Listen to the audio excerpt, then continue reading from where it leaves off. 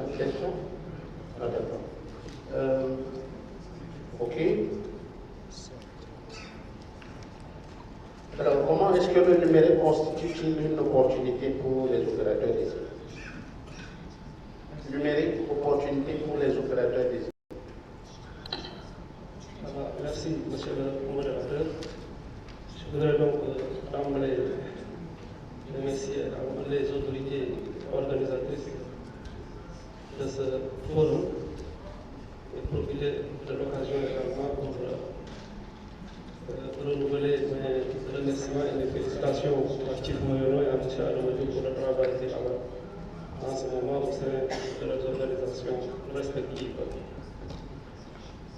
Donc, à la suite de Mme Bamba, bien sûr, malgré le fait qu'il est éloquemment développé sur sa question, apporter des réponses pertinentes. Donc, je voudrais donc à mon tour essayer de partager avec vous mon opinion sur comment le numérique constitue une opportunité pour le secteur postal et particulièrement pour les opérateurs désignés.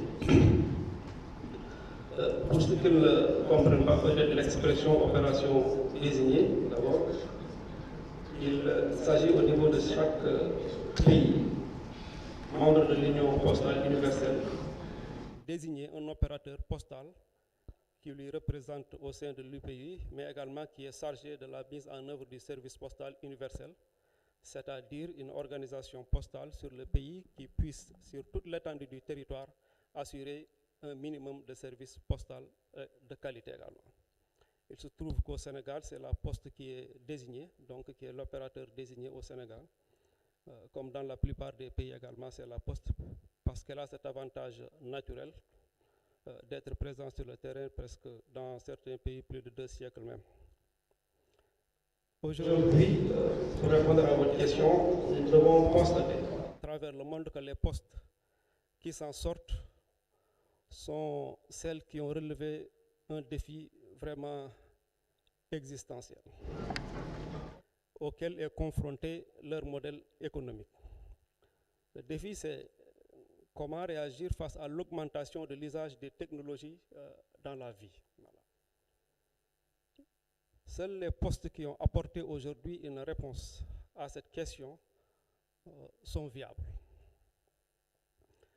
Pour répondre à ça, donc, il s'agit pour les postes de passer par l'utilisation du numérique d'une activité qui était orientée produit à une activité maintenant, vous l'avez souligné dans votre introduction, à une activité à l'écoute des clients. C'est-à-dire de mettre en place une organisation numérique axée sur le client et également assisté de la fine pointe technologique. C'est-à-dire à chaque fois, c'est un processus qui est là, d'essayer d'être à la hauteur des demandes des clients vis-à-vis des avancées technologiques. Aujourd'hui, c'est le rôle, c'est ce défi-là c'est à ce défi-là que les postes, les opérateurs désignés font face. Ceux qui parviennent à le relever, bien sûr, vont survivre. Et pour cela, les postes ont peut-être, à mon avis, 2 ou peut-être même 3, selon voies à suivre. La plupart l'ont suivi également. La première chose que les postes font en général, c'est de développer de numériser leurs activités traditionnelles. La première réponse que les postes apportent en général face à ce défi-là, c'est de numériser d'abord leurs activités traditionnelles. Le colis et la logistique, numériser le colis et la logistique, c'est-à-dire dans les pays développés où on constate avec la numérisation en ligne une augmentation du nombre de colis suite à la baisse des lettres. Dans ces pays-là, on passe systématiquement à l'automatisation des centres de tri. Voilà. Donc systématiquement, c'est la première étape pour pouvoir répondre aux défis du e-commerce. Certains pays également pour numériser leurs produits tels que les timbres. En France, on a dit que l'année dernière, je pense qu'il faut supprimer le timbre rouge pour mettre en place le timbre digital qui est beaucoup plus cher. Ça également, c'est une réponse qu'ils ont apportée. Il s'agit également d'innover. se servir de la technologie pour permettre aux clients, surtout ça, d'interagir avec la poste, avec l'opérateur désigné, quand, où et comment ils le souhaitent. C'est-à-dire à n'importe quel moment, qu'ils puissent, s'ils le souhaitent, faire leurs opérations postales. Qu'ils n'aient pas besoin de se déplacer jusqu'à un bureau de poste. Par exemple, il peut y avoir la demande, à partir de leur position, ils disposent d'une application sur la base de laquelle ils peuvent fournir leur demande de service et que la poste bien les rejoigne à l'endroit où ils se trouvent pour collecter et acheminer l'envoi. Et leur permettre également, pour renforcer la confiance du client, de pouvoir suivre ce produit-là jusqu'à la livraison.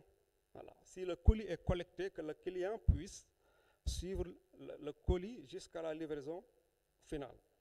Et donc qu'ils puissent même parfois, s'ils ont des problèmes, de faire des réclamations en ligne ou pourquoi pas même changer leur adresse en ligne. Ce sont donc là quelques innovations technologiques que les postes utilisent pour répondre au défi du numérique. D'autres postes également créent des choses qui sont tout à fait nouvelles, qu'on ne connaissait pas avant. Aujourd'hui, en France, on peut voir l'identité numérique qui a été commencée et qui est en train de progresser fortement. Madame Nias également l'a souligné ce matin, il y a 52 produits électroniques innovants qui ont été créés par les opérateurs postaux. Ça aussi, c'est des réponses que les opérateurs postaux apportent au défi de l'heure. Mais la vraie réponse que les postes doivent apporter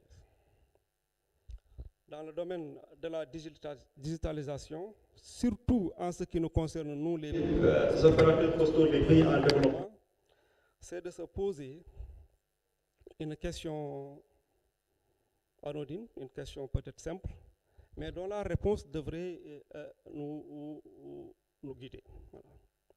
Constatons d'abord que dans les pays développés, il y a une très forte augmentation du nombre de colis liés à l'e-commerce. Ils ont développé donc les infrastructures numériques et technologiques qu'il faut pour le faire. Mais là-bas, c'est lié au fait que la connexion Internet est extrêmement répandue sur l'ensemble des territoires. Ici, en Afrique, c'est pas encore dans nos pays en développement, ce n'est pas encore le cas. Mais en perspective, cela devrait arriver. Ce qui engendrerait à ce moment-là également une explosion du volume de colis, notamment avec le e-commerce qui se développera. On a la chance, en lisant ce qui se passe en Europe, de connaître l'avenir sans faire de divination, parce que c'est quelque chose qui va systématiquement arriver. Maintenant, la question qu'on se pose, comment faire pour que, si cela arrive, comment faire pour que si un concurrent arrive, par exemple, considérons Amazon, qu'il n'ait pas besoin de déployer son propre réseau de distribution sur notre territoire. C'est-à-dire par processus d'interopérabilité, qu'il se serve de notre réseau pour faire la distribution, qu'il ne trouve pas d'intérêt à déployer son réseau. C'est la vraie question que nous, opérateurs postaux, désignés surtout, devons nous poser. Et ça, la réponse, elle est simple, voire même évidente, c'est investir dans le numérique. Il s'agit de faire des investissements lourds pour restructurer nos organisations, pour développer des infrastructures dans les centres de distribution. Également, si nous le pouvons également, développer notre portefeuille de produits. En tout état de cause, notre modèle de livraison doit être numérisé, fortement numérisé. Ça, c'est fondamental. C'est la réponse que nous devons apporter. Il s'agit donc d'accélérer la transformation de la digitalisation. Mais pour cela, pour le faire, il ne s'agirait pas, à mon avis, de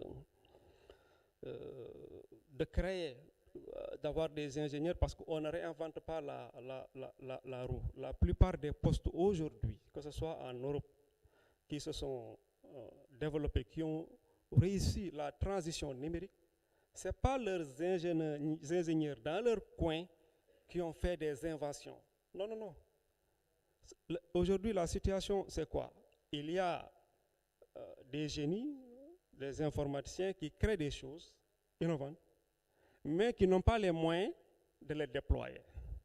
Il y a des organisations postaux, des organisations postales, qui ont peut-être les moyens et un grand réseau, mais qui ne peuvent pas développer ces technologies-là. Il s'agit donc de créer la rencontre. La plupart des postes développés, ils sont allés acheter parfois des startups ou ouvrir leur capital à ces startups ou bien faire une sorte de collaboration, en tout cas quelconque, avec ces startups-là pour développer leur numérisation dans leur domaine. Je pense que ça, c'est une perspective également qu'il faut considérer. Mais en tout état de cause, il faudra investir. Il faudra investir dans la numérisation. Il ne s'agira pas là de faire des investissements parfois spontanés ou des petits allers parfois, des solutions faute de rien, mais il s'agit d'un processus. Voilà. Il s'agit d'une véritable stratégie qui doit être mise en place. C'est ce que les postes, en tout cas, à travers les exemples que je vais donner, c'est ce qu'elles ont fait pour réussir la transition numérique. Si nous considérons la poste de la Nouvelle-Zélande, qui est aujourd'hui une poste de référence, à partir de 2013, elle a mis en place un projet, une stratégie qu'elle a nommée Delivering the Future sur une période de 5 ans. C'est un petit pays, hein? Donc, mais elle a investi plus de 200 millions de dollars dans des infrastructures et dans la technologie de traitement des colis pour renforcer ses capacités, pour améliorer la fiabilité, la résilience et la visibilité. Vous voyez, donc, ça, ce sont des ordres. Et ça permet également, comme je vous l'ai dit, de distribuer même, d'augmenter vraiment sa capacité de distribution, de distribuer des millions et des millions de colis. Voilà. Donc, vraiment, de réussir sa transition numérique. La France, la France, elle a sa stratégie. C'est la poste 2030 engagée pour vous. La France, elle a investi 800 millions d'euros, soit 524 milliards à peu près en francs CFA, dans son réseau et dans la digitalisation de ses services. Et ce processus, il est continu. Ce n'est pas la première fois que la France le fasse. D'ailleurs, en 2015, elle avait investi 500 millions d'euros sur 3 ans. Voilà. Vous voyez? Donc, c'est un processus continu parce que la numérisation également, le numérique également, ça évolue. Donc, c'est un processus continu de plan stratégique qui se succède pour répondre toujours aux besoins de la clientèle. Et le dernier exemple que je vais citer enfin pour terminer, c'est la poste suisse, qui est une poste référence. Elle aussi, elle a bâti sa stratégie postale 2021-2024, pour répondre aux mutations numériques. Et donc, elle va investir 3 milliards de francs suisses, convertissez en francs CFA, vous verrez, hein, en 4 ans, voilà, vraiment pour renforcer fortement également. Hein, et toutes ces orientations-là qu'elle va définir sont fortement teintées, vous voyez, de transformation numérique. Donc, le chemin, il est là. Les opérateurs désignés doivent en être conscients également, vraiment, pour pouvoir répondre, réussir la transition numérique pour disparaître. Voilà. Je vous remercie.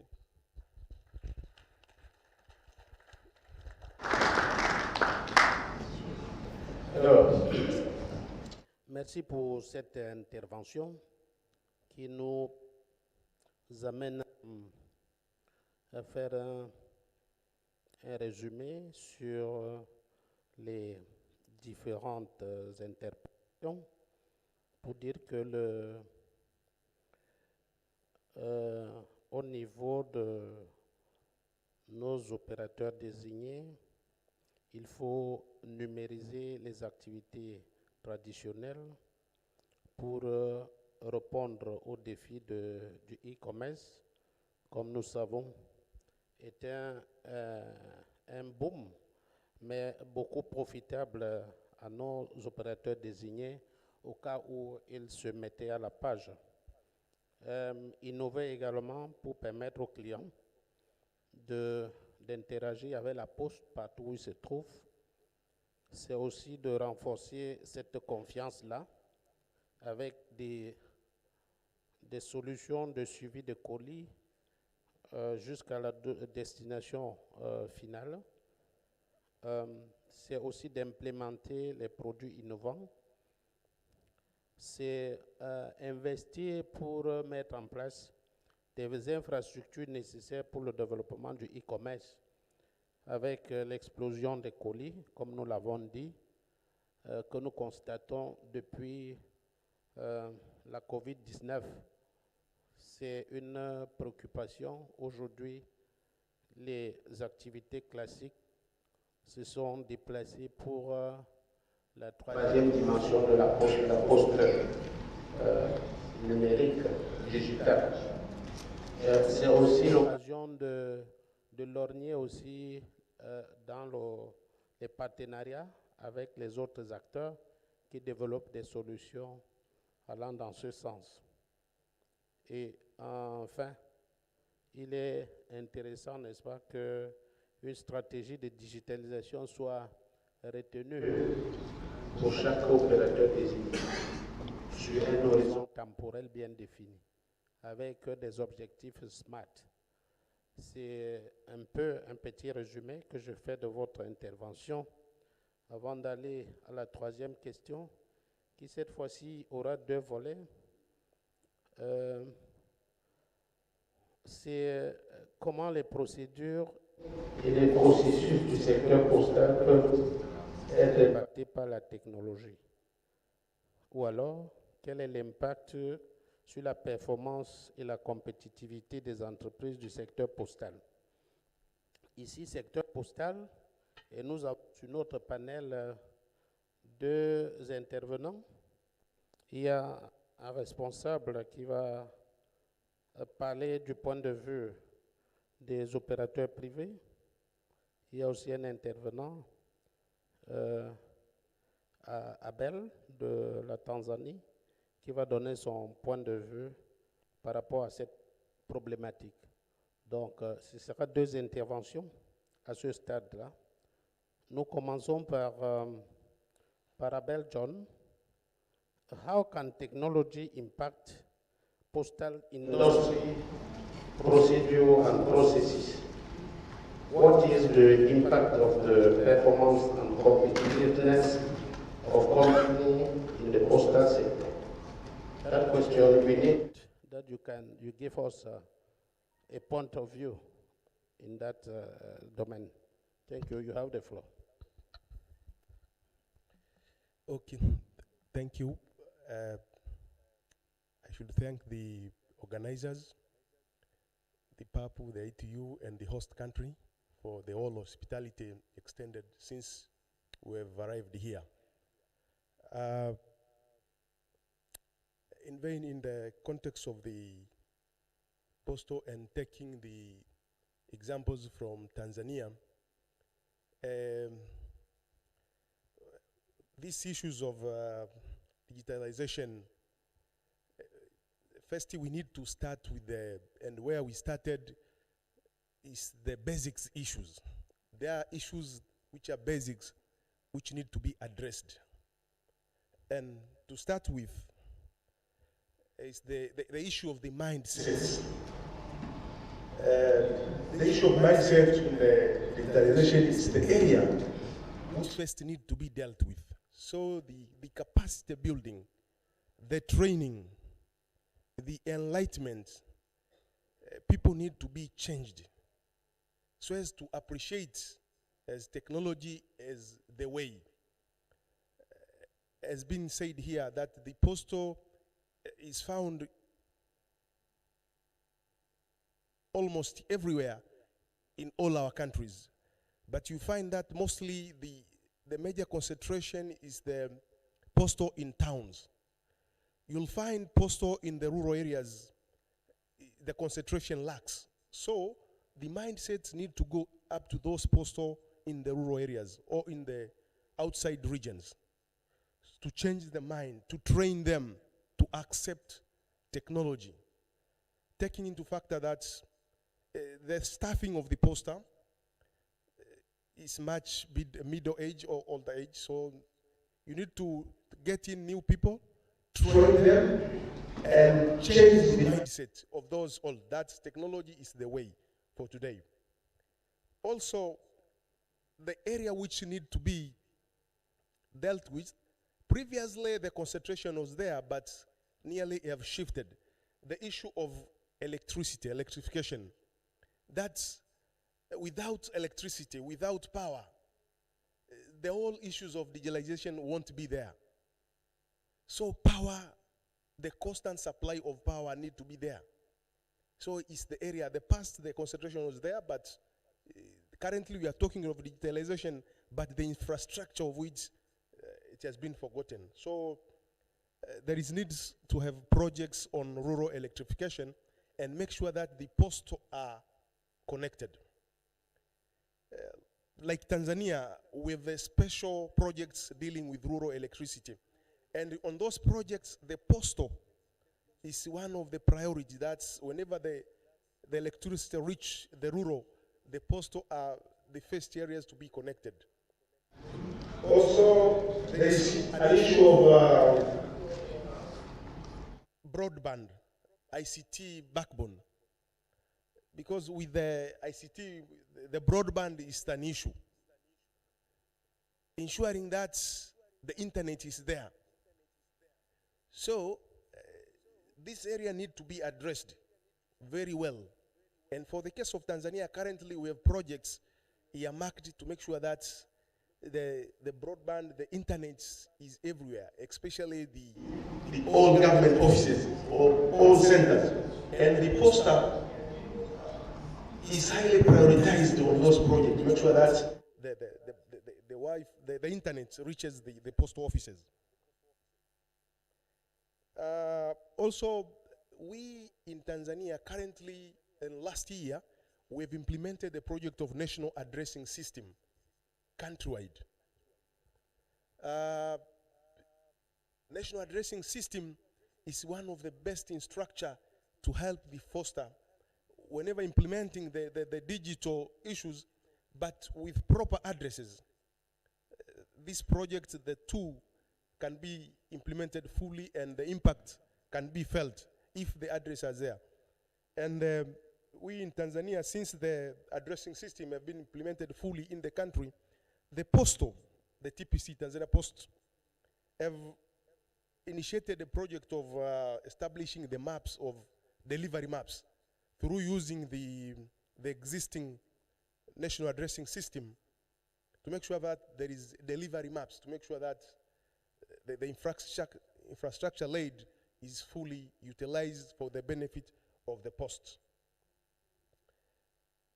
And on the issue of data protection, we have a law already, and since the postal have initiated online postal shops, this area of security is an area where also the training is going on to make sure that for those who are using these platforms, they are secured. They are both in terms of data and also in terms of, remember there is a component of financial that the people will be paying through different platforms. So these payment platforms also is an area which needs to be strengthened to be more secure. And we have another project of national public infrastructure. Also look on the issues of to make sure that there is fully security when using this infrastructure. also, as a country, for benefiting on the issue of booming transformation of ICT, we see the need of collaboration between the DO and the private couriers. Because as the market grows, the postal itself cannot deliver. They need to come together to make sure that through the collaboration, the delivery is there. And also the regulator, in the licensing system, we have the license for the carriers, for the bus operators. The bus operator obtain the license to make sure that they do their businesses, the courier business, but while they are licensed. So through that, the postal themselves, they can use that network of the buses to make sure that they deliver up to the rural. And also to make sure that there is a connectivity in the rural, we have the universal service access, where it finances, it funds some of the projects in the rural, whereby even the postal is being funded to make sure that the internet is there, the electricity is there. And again, through the regulator, the postal and private courier are brought together to ensure that we get the regulator gets the data. Because for managing the sector, data is also important. The statistics of the number of the persons, the management, the people, the human resource involved in the postal sector, through both government and the private. So, in summary, we see that the collaboration among the postal and the private courier is important, since the postal itself cannot deliver up to all places, since the country is big. And that's why we see there is a need of coming and collaborating to make sure that the citizens are served well. Thank you.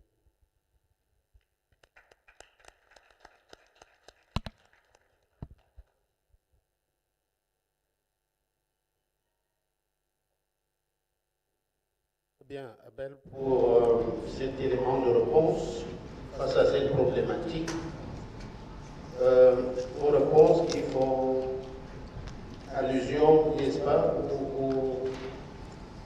aux différents défis de renforcement des compétences aussi, de sensibilisation des consommateurs pour changer leurs habitudes, de la question des infrastructures qui a été également évoquée tout à l'heure, mais infrastructures en termes d'électrification dans les zones rurales,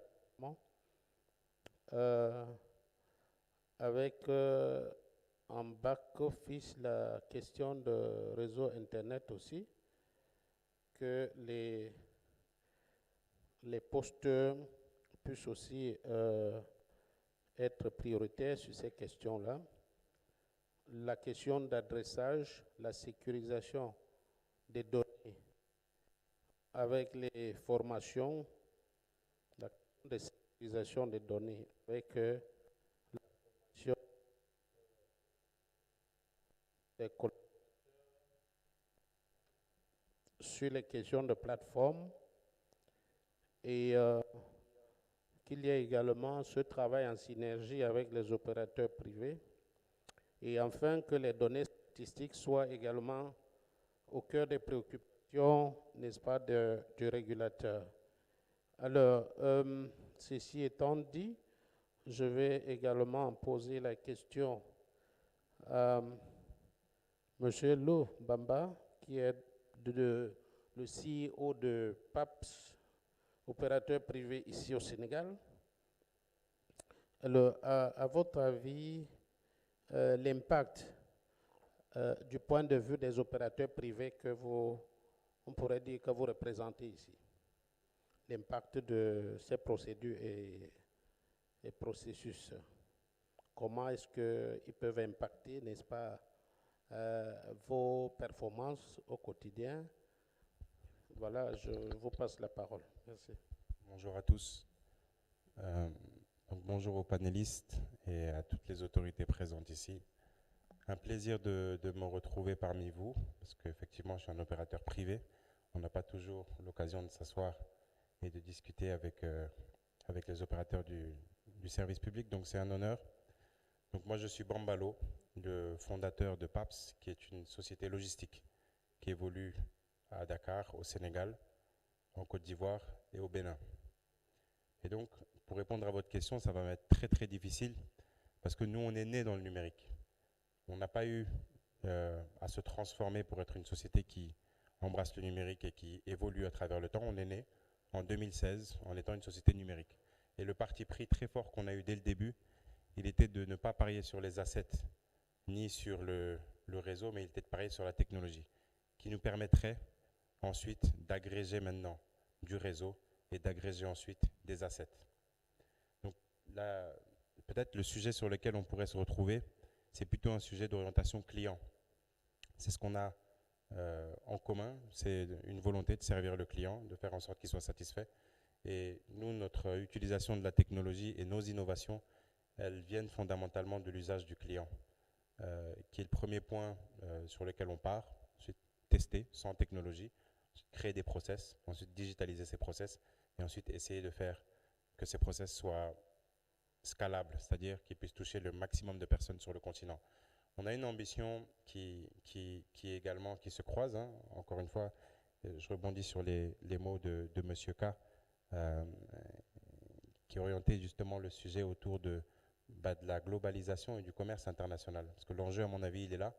Il est comment faire pour que l'Afrique fasse partie du jeu, plus qu'un pays ou un autre. Et donc, à travers ces enjeux-là, on est déjà en retard, tous. Nous sommes en retard, bien qu'on soit né dans le digital, parce que ça évolue très vite. Aujourd'hui, on est à l'ère de l'intelligence artificielle. Il y a des choses qu'on fait de manière manuelle qui sont déjà obsolètes dans certaines géographies. Et en termes de compétitivité, on est déjà dépassé par certaines géographies. Du coup, je pense que ce sont des enjeux qui sont vitaux, pas que pour les services postaux, mais également pour l'économie de manière générale, le fait de pouvoir se digitaliser. Alors peut-être pour partager un petit peu de notre expérience par rapport à ces sujets, parce que je comprends à travers les différentes interventions qu'il y a des sujets voilà, de transformation digitale. Nous, on a une moyenne d'âge qui est très jeune dans notre société. Donc la moyenne d'âge, elle est de 26-27 ans. Pour autant, en 2022, c'est à peu près 4,6 millions de livraisons qu'on a faites sur ces 3 pays. Donc des jeunes qui ont réussi à faire beaucoup de choses en termes de volume de livraison, en tout cas, qu'on a pu gérer. Pourquoi est-ce que je dis ça? Parce qu'on pense, et c'est un peu un parti extrême, que l'innovation vient de ces jeunes-là, parce que ce sont les utilisateurs d'aujourd'hui, mais également ceux de demain. Donc, typiquement chez PAPS, on a une équipe qu'on appelle l'équipe produit, qui a une seule vocation, c'est de transformer un usage client en une fonctionnalité. Transformer un besoin d'un client en une story. Et en fait, cette story, c'est traduire un besoin que le client a. Et une fois que cette équipe produit a défini un certain nombre de spécifications qui doivent être un usage, cet usage peut être envoyer un colis à l'international, par exemple. Comment le faire? Est-ce que le client aujourd'hui veut qu'on arrive à faire le pick-up chez lui? Je prends un exemple et je vais aller au bout de l'exemple. Est-ce que le client souhaite se déplacer en agence? Est-ce que le client souhaite qu'on vienne à son travail? Est-ce que le client souhaite lui-même venir nous déposer tout cela? C'est tout ça qui est à la base en fait de ces sujets de digitalisation. C'est une fois que le produit a défini le besoin client, ce besoin est transformé en fonctionnalités qui sont ensuite développées par des ingénieurs informatiques. Et c'est là où je tends peut-être la perche, c'est que en fait ce travail a été fait à un moment donné. Et je suis très content d'être là aujourd'hui parce qu'on l'a fait, on en est très fiers et fiers d'être ici également. Mais ce qu'on veut aujourd'hui, c'est de pouvoir aussi le partager, ce travail. Parce qu'on sait que le marché, il est énorme. Il y a certains besoins qu'on ne pourra jamais couvrir parce que le client, parce qu'on n'en a pas le droit, mais 2 aussi parce que le client peut-être ne prendra pas accès à nos services et vice-versa. Et pareil pour les opérateurs publics. Donc je pense qu'en essayant de raccourcir la chaîne d'innovation en se disant des solutions sont prêtes, clés en main, des applications pour les postiers, avec la signature électronique, avec l'envoi d'SMS automatisé, des solutions de dispatch, l'adressage sur l'ensemble du territoire national, tout ça, ça a été fait. C'est à disposition d'acteurs comme les vôtres. Et donc l'appel que je lance aujourd'hui, c'est toute personne qui a la volonté de nouer des partenariats avec des sociétés privées, en tout cas en Afrique francophone ici. Nous, en tant que PAPS, on est ouvert à ces partenariats-là et à pouvoir construire ensemble, soit sur un socle de partenariats sur lesquels la Poste sait opérer, par exemple, pour nous, ou bien on sait opérer pour eux, ou de l'autre côté, juste par du logiciel. Besoin d'un logiciel de gestion, d'un logiciel de dispatch, d'un logiciel de gestion de stock, d'un logiciel de livraison sur le terrain. Ce sont tous ces outils-là qui peuvent être mis à disposition. Et peut-être pour rebondir sur certains freins, en tout cas, ou bien certaines infrastructures qui ne sont pas présentes, mais qui ont l'impression d'être un frein, Nous, on pense que c'est l'innovation qui drive tout ça, en fait. C'est-à-dire, plus il y aura de solutions. Je pense qu'il ne faut pas s'arrêter au manque de couverture parfois, au manque d'infrastructures routières. Le client le comprend, en fait, quand ça ne marche pas, parce qu'il vit la même chose. Et donc, finalement, proposer une solution technologique à un client, le client est déjà éduqué à savoir qu'à une certaine heure, il n'aura pas Internet, ou à savoir qu'à une certaine heure, il ne peut pas être livré dans cet axe-là. Donc, peut-être, ce qu'on veut essayer de faire ensemble, si on sert ce même client, c'est plutôt de se dire, qu'est-ce qui est le moindre mal? Est-ce que c'est de digitaliser dans un environnement qui est ce qu'il est, ou est-ce que c'est d'attendre que tout soit prêt pour commencer le travail? Et donc c'est une question ouverte à laquelle je n'ai pas la réponse, mais on a quelques actions qu'on essaie de mener. Et pour le reste, je pense que les travaux permettront de répondre à cette question-là. Merci.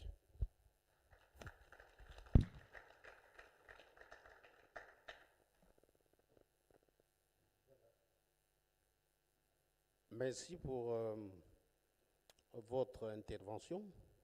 Je vais, avant d'ouvrir la page des questions du côté des participants, vous relancer un tout petit peu parce que quand on voit PAPS, c'est finalement comme un produit, on va faire une tautologie finie là. PAPS est dans l'innovation, PAPS est dans l'économie numérique.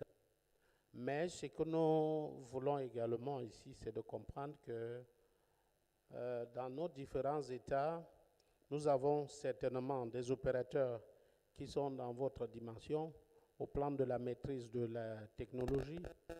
Nous avons également ceux qui ne sont pas encore à ce stade-là.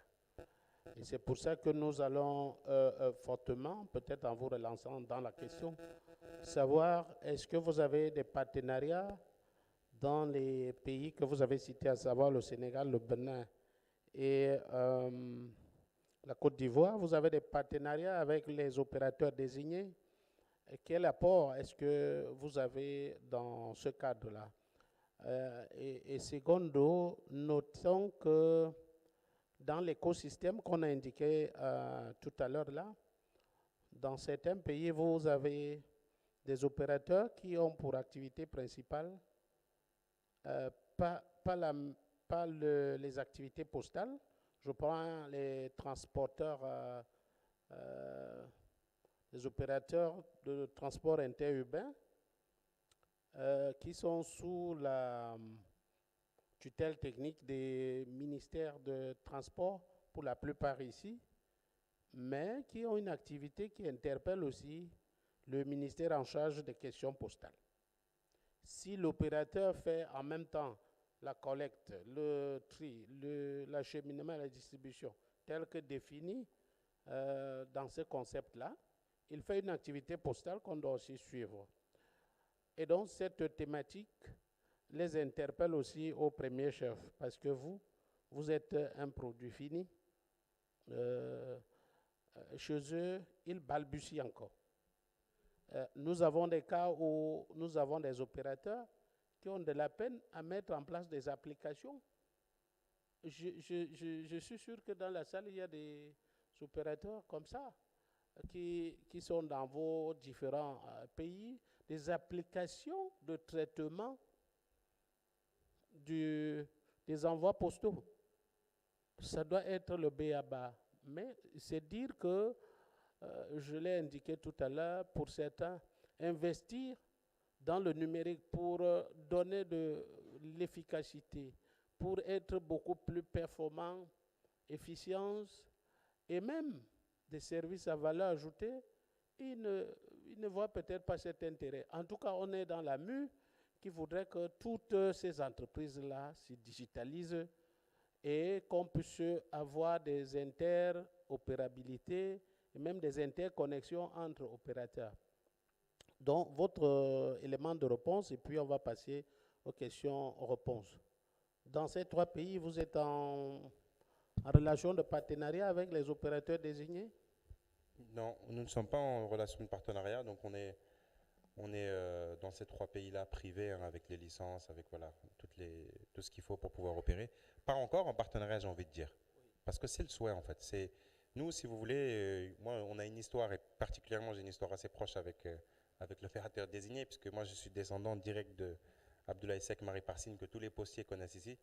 Donc, si vous voulez, la poste, moi, depuis l'enfance, j'ai baigné dans le colis. Donc, on a envie de faire ça, on va vers les postiers. Après, je pense qu'il y a des manières de travailler dans le privé et dans le public qui sont parfois différentes, et un rythme qui est parfois différent. Nous, notre échéance, c'est un trimestre. En un trimestre, on doit essayer de faire un maximum de choses. Nos objectifs sont calés au trimestre, nos objectifs sont descendus jusqu'à l'individu, et c'est ce qu'on pilote très vite. On itère vite, on change vite, on bouge vite. Et donc, on a besoin de ça, ce qui n'est pas toujours le cas. Aujourd'hui, là, la démarche est différente, c'est qu'on a pris le temps de construire ce qu'on aurait dû faire avec la Poste. On a construit notre propre réseau. Ce qu'on aurait dû faire avec la Poste. Ça nous aurait permis d'aller beaucoup plus vite, d'être beaucoup plus efficace et juste de plugger la technologie et enfin de partager ces assets-là pour que le client soit servi par une porte d'entrée qui soit PAPS ou une porte d'entrée qui soit la Poste. Qui soit la Poste. On n'a pas réussi à faire ça. Mais pour moi, il n'est pas trop tard. Parce que ce qu'on a réussi à faire entre-temps, c'est déjà pointer le doigt sur les problèmes de part et d'autre qu'on doit résoudre. Nous, on pense que notre métier, ce n'est pas de développer des assets. Notre métier, c'est d'utiliser la technologie et la mettre au service du client. Et c'est très clair que pour les opérateurs également, leur métier n'est pas de faire du développement informatique. Donc à partir de là, le learning qui en sort, c'est que des discussions doivent prendre place. Et c'est pour ça que je suis là, accompagné de notre directeur général du Sénégal et d'Abdoulaye également, notre responsable juridique, pour discuter avec un maximum de personnes et voir ce qui peut être fait. Dans ces pays-là, nous avons des filiales directement du groupe. Donc nous, on s'est organisé en groupe qui a une ambition panafricaine. Voilà. Voilà, merci. C'est tout simplement dire, sous le contrôle de notre SG, qui est le patron de notre organisation, que en fait, le marché postal doit être compris comme un. C'est-à-dire, opérateurs privés et opérateurs désignés doivent travailler pour un objectif qui est la satisfaction des consommateurs. Ça, c'est un triptyque très important. Et nous pensons que les opérateurs désignés doivent aussi comprendre que le partenariat, c'est quelque chose de fondamental. Aujourd'hui, la Poste, comme nous l'appelons parfois au Cameroun, la Poste réinventée, c'est une Poste où on change des paradigmes. Ce n'est plus cette approche d'il y a 2 décennies ou une décennie. Ça a beaucoup changé. C'est les services maintenant. Et avec le sharing, c'est un partenariat gagnant-gagnant. C'est-à-dire que si vous voulez faire de la plus-value, améliorer votre viabilité financière pour, n'est-ce pas, éponger les charges d'exploitation, il faut aller dans ce sens. Aller vers les partenaires qui vont également vous apporter cette plus-value-là. Donc, en même temps, nous pensons que PAPS, comme l'occasion nous est donnée actuellement, et les opérateurs désignés sont là, moi je pense que c'est l'occasion de vous mettre sur la table et de discuter.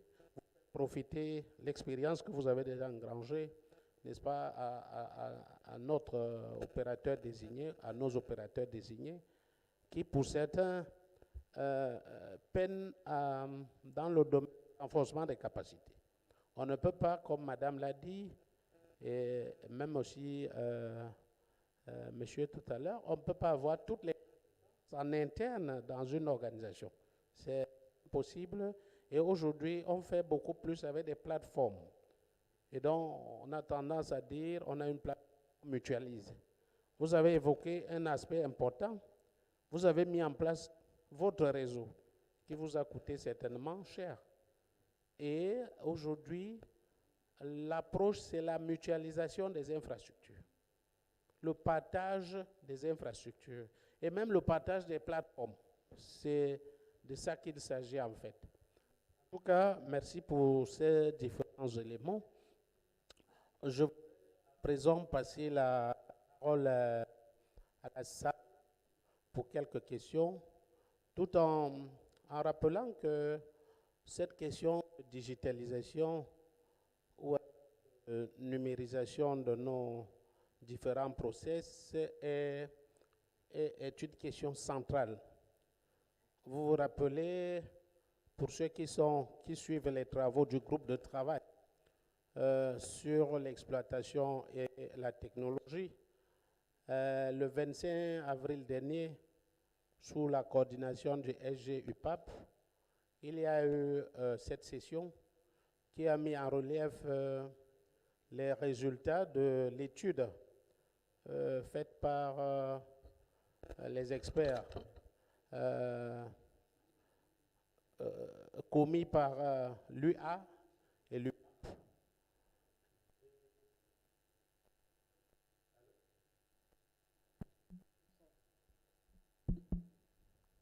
C'est bon là?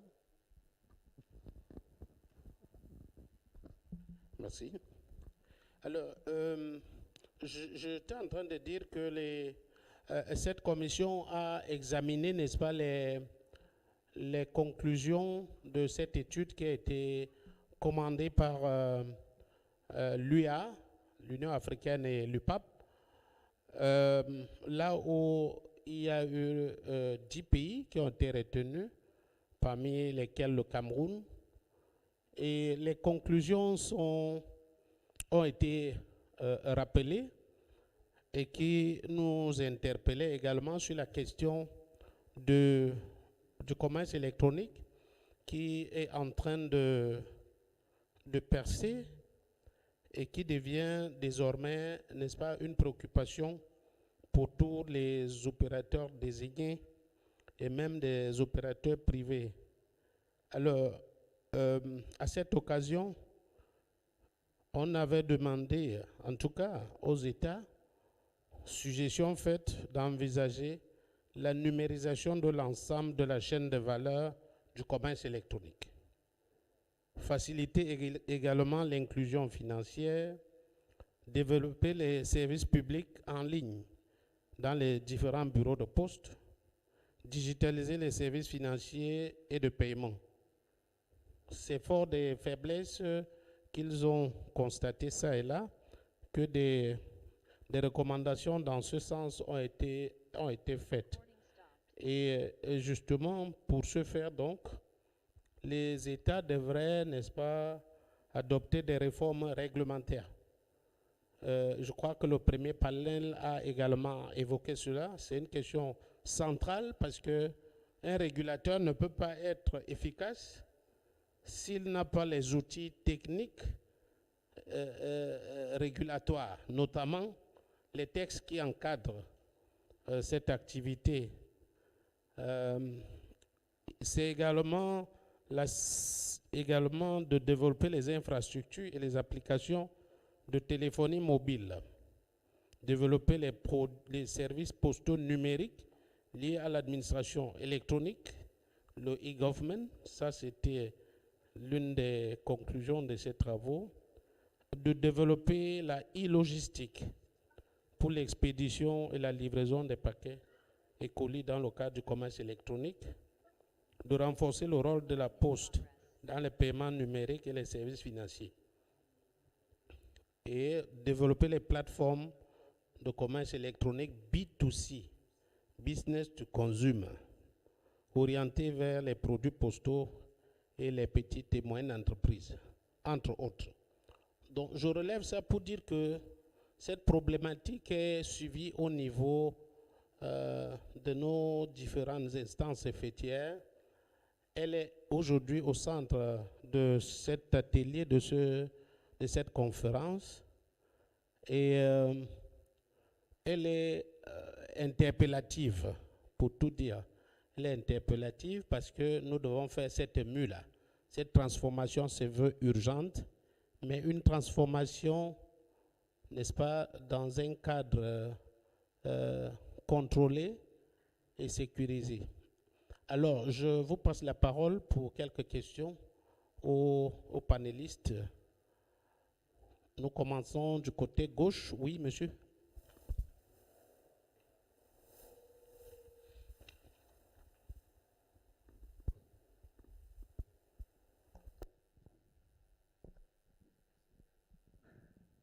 Bonjour à nouveau. Monsieur le modérateur, madame, messieurs les panélistes, merci de vos différentes présentations qui sont vraiment, qui nous ont permis de voir un peu plus clair dans ce qu'est le e-commerce. Et je pense qu'en fait, maintenant, on est tous réconfortés à l'idée que le e-commerce est incontournable en ce moment et que toutes les activités en fait, du monde en fait, doivent s'y arrimer. Tout à l'heure, j'ai entendu notre compatriote, M. Abdati, parler un peu de l'investissement dans la logistique. Il est évident que lorsqu'on parle du secteur postal et des licences allouées à des opérateurs, ils font de l'activité postale. Maintenant, si nous parlons des mastodontes comme Amazon ou bien Jumia ou autres, les sites de vente en ligne, ils sont dans leur activité donnée. Ce n'est pas des opérateurs. Donc ces mastodontes, lorsqu'ils vont venir investir les pays africains, je pense qu'en fait les États, là je m'adresse vraiment aux États, je m'adresse aux régulateurs des pays africains, qu'ils vraiment soient vigilants pour qu'il y ait un cadre réglementaire pour vraiment faciliter d'abord leur venue, mais qu'il y ait vraiment le juste milieu entre sites de vente en ligne, e-commerce et opérateurs postaux. Parce que sinon, ils vont venir demander des licences d'opérateurs postaux et à partir de ce moment-là, donc c'est carrément nous qui sommes là ou bien les opérateurs vraiment seront morts parce que c'est des mastodontes, c'est des Américains, c'est des Européens qui vont venir. Et à ce niveau-là, nous convoquons la vigilance de nos États pour qu'ils puissent vraiment en fait, assister et vraiment mettre en place un cadre réglementaire que lorsque ces entreprises vont investir dans le paysage africain, qu'on puisse leur dire, écoutez, voici en fait votre champ d'action, limitez-vous à ça. J'en veux pour preuve, simplement, au Sénégal, on a les grands facturiers, c'est-à-dire la Sonatel, Sénélec et autres. Ils ont été obligés de suivre la réglementation en vigueur. Ils ont été obligés d'aller vers les opérateurs postaux pour qu'on leur livre en fait les factures et tout ça. Ce sera la même chose aussi avec ces grandes entreprises qui travaillent dans le e-commerce et qu'on puisse faire la part des choses à ce niveau-là. C'est un peu ce que je voulais relever et inviter aussi en fait les pays africains à prendre conscience sur ça. Je vous remercie. Vous appelez comment? Votre nom?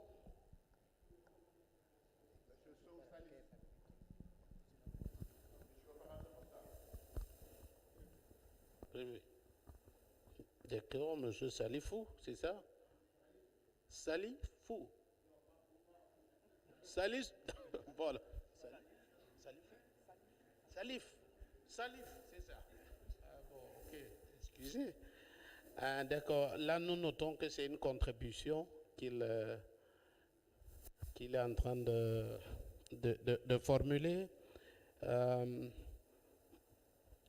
qu'il convient de voir dans le cadre réglementaire, de voir s'il est possible que les grands opérateurs qui font dans le e-commerce ne soient en train d'absorber les petits opérateurs locaux. Bon, en tout cas, c'est une préoccupation à creuser. Je crois que les autres thématiques nous en diront davantage. Oui, je crois qu'il y a le secrétaire exécutif. Micro.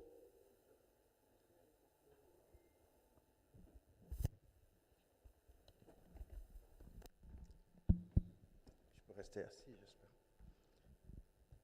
Merci beaucoup, monsieur le modérateur.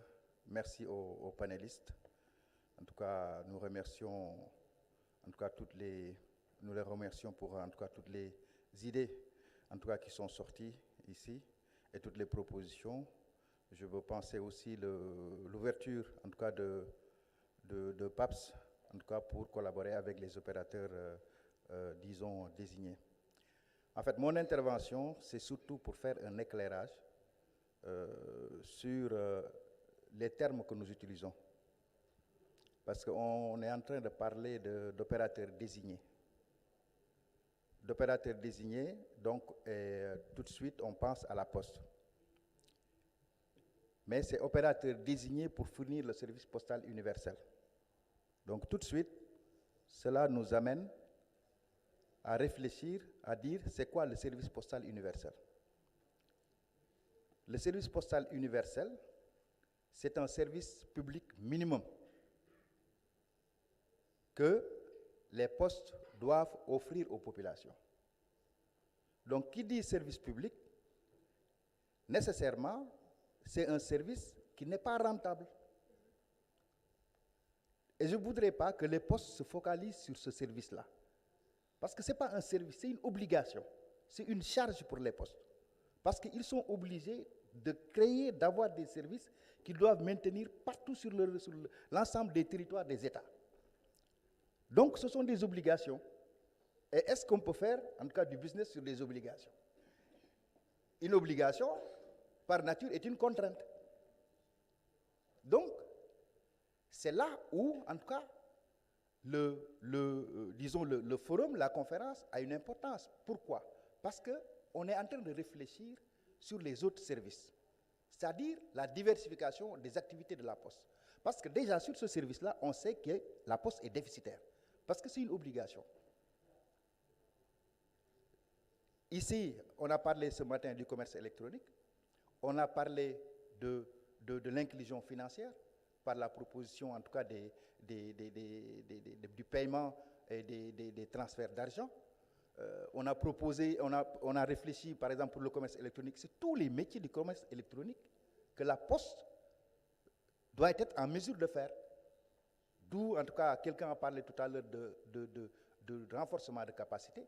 C'est un renforcement de capacité sur tous ces métiers-là du commerce électronique.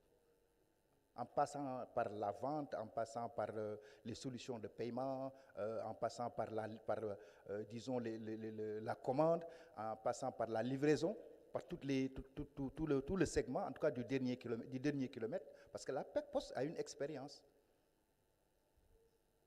Mais déjà avec le service postal universel, en tout cas, il y a des solutions que les postes auraient pu peut-être proposer, c'est-à-dire la facilitation de la distribution par la mise en place, par exemple, de solutions de distribution, ou en tout cas des systèmes d'adressage. Et je pense que là, c'est intéressant d'avoir une ouverture vers ce qu'on appelle le partenariat. Et aujourd'hui, même l'UPU propose ce partenariat-là, dans le cadre de l'ouverture du secteur aux opérateurs désignés. Comme il a dit tout à l'heure le privé Bamba, la vocation de la Poste n'est pas de créer des logiciels, n'est pas de créer des solutions, c'est d'utiliser ces solutions-là pour avoir de la performance. Et aussi, dans le sens contraire, la vocation des privés, ce n'est pas aussi, en tout cas, de faire de la distribution, d'avoir un réseau, tout ça. Le réseau existe déjà. Donc, il faut qu'on aille, en tout cas, forcément, dans le partenariat là. Mais toujours est-il que, du moins qu'on parle d'ensemble, parce que, comme on dit, on est tous réunis ici par l'universalité, en tout cas, que constitue, en tout cas, le métier postal, en tout cas, le marché, le secteur postal. On est obligé d'avoir, en tout cas, une réglementation harmonisée, autant sur toute l'Afrique, autant aussi sur de manière spécifique sur, en tout cas, disons, l'Afrique de l'Ouest. Je voudrais peut-être proposer, en tout cas, qu'on réfléchisse sur ce partenariat-là, même avec les organisations, vous l'avez dit tout à l'heure par rapport à l'Union africaine, mais aussi par rapport à la CEDEAO, dans le cadre par exemple de la ZLECAF.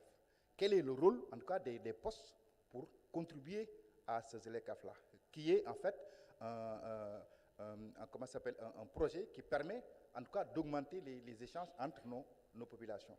Voilà ce que vous voulez dire pour dire qu'il ne faut pas qu'on se focalise sur le service postal universel parce que c'est une contrainte que les postes doivent réfléchir sur les nouveaux services, c'est-à-dire les nouveaux besoins des populations, parce que ce n'est pas un interdit. Il faut savoir qu'ils ont l'obligation de fournir un service universel obligatoire, mais derrière, ils ne sont pas interdits de réfléchir pour répondre aux besoins des populations. même si ce sont des besoins vraiment dans le cadre marchand. Voilà ce que je voudrais en tout cas faire comme contribution et vous félicite aussi pour en tout cas la manière de mener les débats. Merci beaucoup, Monsieur le Péré, Monsieur le modérateur. Merci bien, Monsieur le secrétaire exécutif, pour la contribution que vous faites. Oui, notons que c'est le renforcement des capacités dans tous les maillons de du commerce électronique. Il y en a, tous ces aspects-là doivent être bien maîtrisés. Aussi, je pense que la nécessité d'avoir des réglementations harmonisées fait partie aussi de nos travaux. Nous voulons dire que oui, justement, on a tendance, on va vous passer la parole, monsieur, on a tendance à se focaliser justement sur le SPU parce que c'est le côté déficitaire, mais c'est une obligation. Dans notre réglementation, par exemple au Cameroun, il y a ce qu'on appelle la quote-part.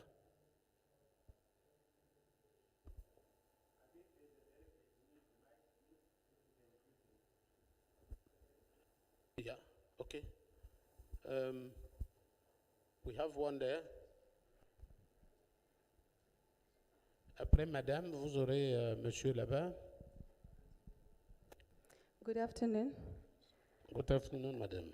And thank you, moderator and our panelists. I have a question which is more like a thought. I was just thinking out loud while our panelist was speaking about regulation. And I think it has been sized a lot since this morning that regulation should be enforced. So he was talking about giving an example of buses or these illegal buses which carry postal products. So I just thought out loud that is there something like a load or an overload to the regulator? Is there something like an overload to the regulator? This is the reason why I'm asking. I'm thinking there's a lot of buses, many buses. Take, for example, in just one city. And all those buses, at some point, they will carry a postal product at some point, but not every time. So to them, it's not a business priority. But if we say we are going to regulate as a means to curb these people going into the licensed operators' spaces, how and to what level is the regulator going to be able to do that, considering the number, considering the priority or the no priority or less priority that these people will give to this particular business? Is to John the question? Sorry. Because, okay, yeah. Maybe an additional, because to regulate or to license, there has to be followed by monitoring for compliance and stuff like that, license requirements. So is that not an overload to the regulator? Is there something like that? That's my question. Abel? Okay. Thank you, Botswana, for your good question. The thing is, postal or designated post operator cannot solve all the problem of all the citizens. The demand is still there. And the buses are still taking part of that business. So what we decided to do is within our licensing regime, the category of license we have is one of we call intercity. We have the We have the international, we have the domestic, we have the intra-city, within the city, and we have the intercity, between the two cities. So the buses fall under this category of transporters or intercity among the two cities. So what we decided first is to start with the building capacity, training the buses, talk to the buses.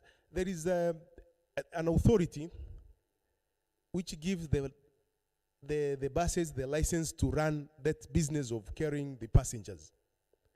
So through the collaboration with that regulatory called the regulatory deal with giving the license to the buses, we collaborated with them to make sure that we take the owners of the buses on board, bring them together, train them at least to that portion of carrying the parcels, the packet and the parcels.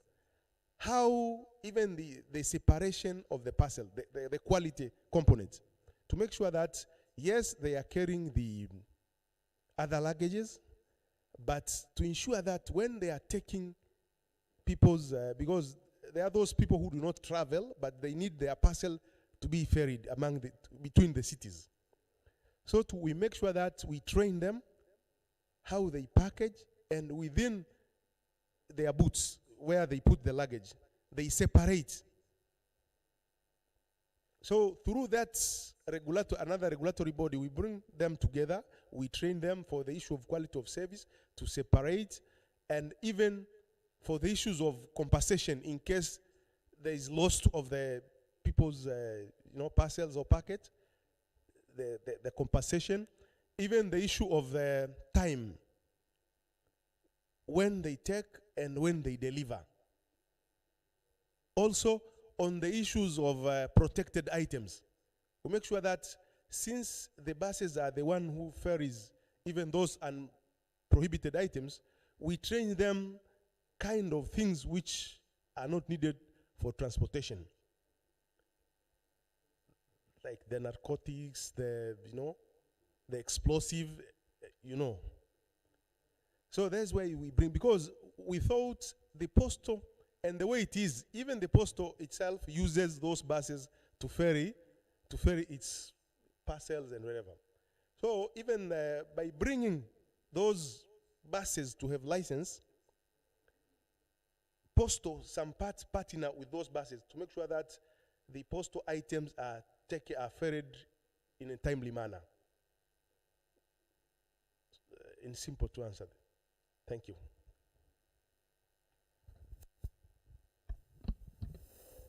Madame Baba, vous voulez ajouter quelque chose? Merci.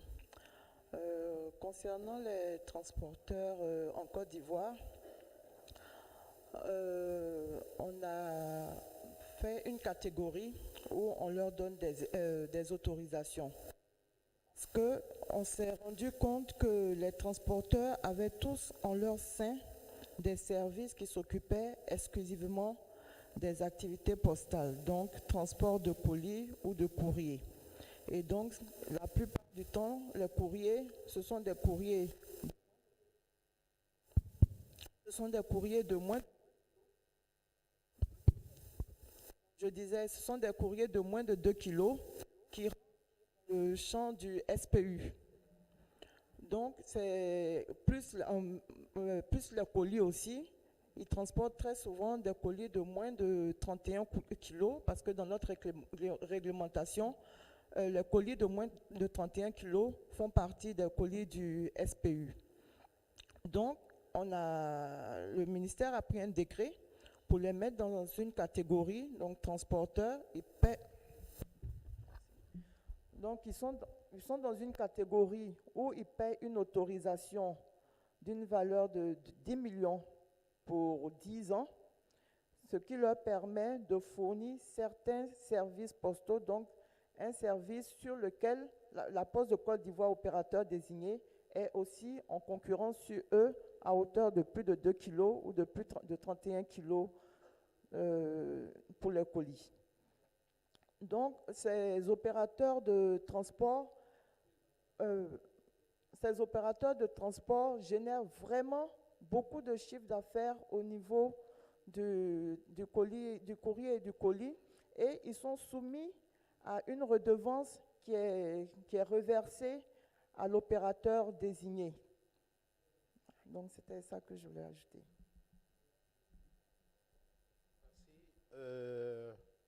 Il y avait une préoccupation. Monsieur, il y avait un doigt de ce côté-là? Oui. Allons-y de ce côté.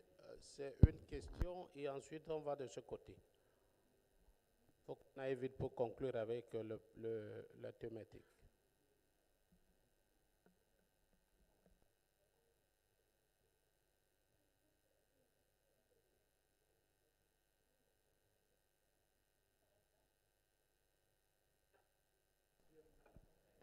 Hello.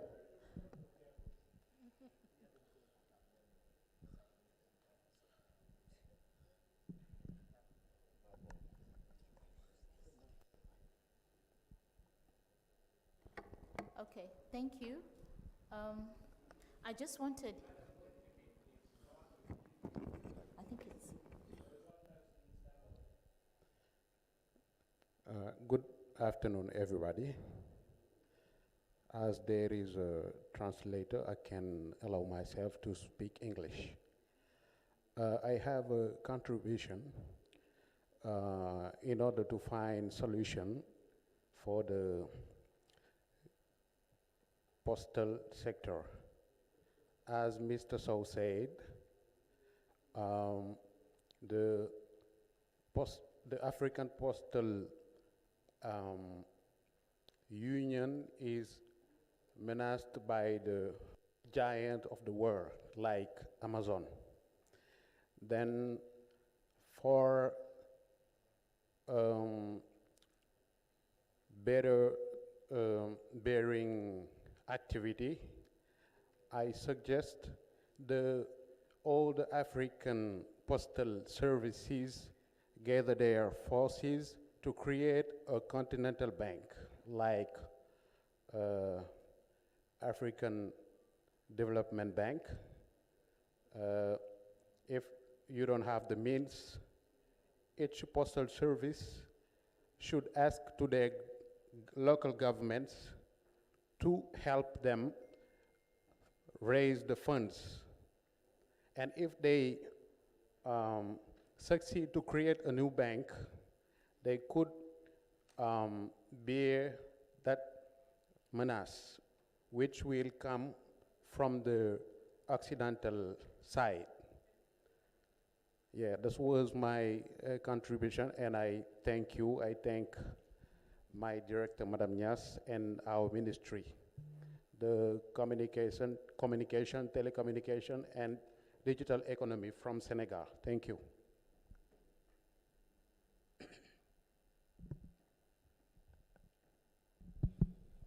Thank you for the proposition. We take it in account, and we know that it's better to maybe study the question before giving it like a resolution. So we mentioned it, but it's something to look very clear, because it's not an easy task. I think so. Okay, here, 2 questions, please. Thank you. Good afternoon. All protocols observed. Mine was just in addition, an intervention. I just wanted, in addition, to comment on what Botswana was mentioned on the issue of the overload to the regulator. As Malawi, we've also had that problem. We have buses which operate within the borders who are not licensed. We have buses who operate all over the country, some intra-city, and we also have taxis. But what we've done as a regulator is we've embarked on a mass awareness campaign in collaboration with the Malawi Revenue Authority and the Malawi Police. So by training them and by doing the awareness, we won't have to be enforcing most of the buses and the entry points. Malawi Revenue Authority, if people come in who are doing courier operation without licensing, they'll be dealt with the police and the Revenue Authority. So I just want to reiterate that collaboration is really the key, because on our own we cannot do it. Thank you.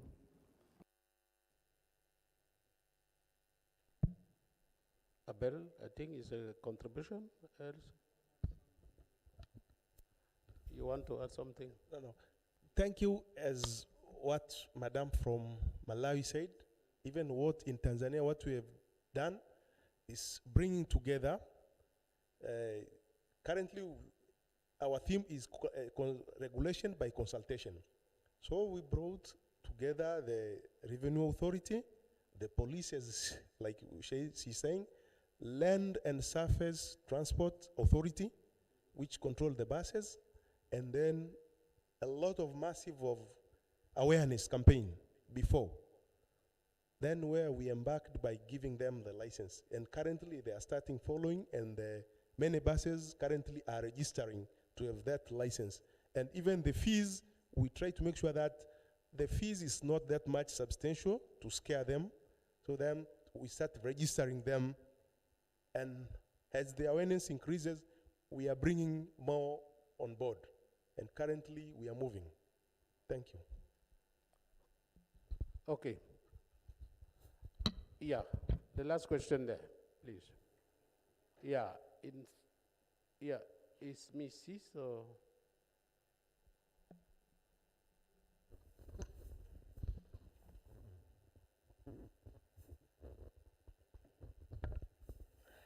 Allô, bonjour, je m'appelle Fatou Diak, je suis de l'RTP, je suis ingénieur télécom et j'ai eu un peu dans mon parcours professionnel à un peu piloter l'observatoire postal. Tout d'abord, je voudrais féliciter toute l'équipe organisatrice. Merci encore pour l'accueil et vraiment toute l'organisation. Alors, j'aimerais apporter une petite contribution sur les outils à notre portée.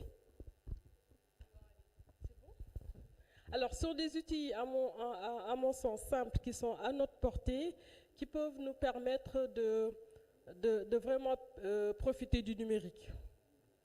Alors, de façon simple, nous, on a l'habitude de segmenter toujours un marché, de schématiser plutôt un marché par deux parties.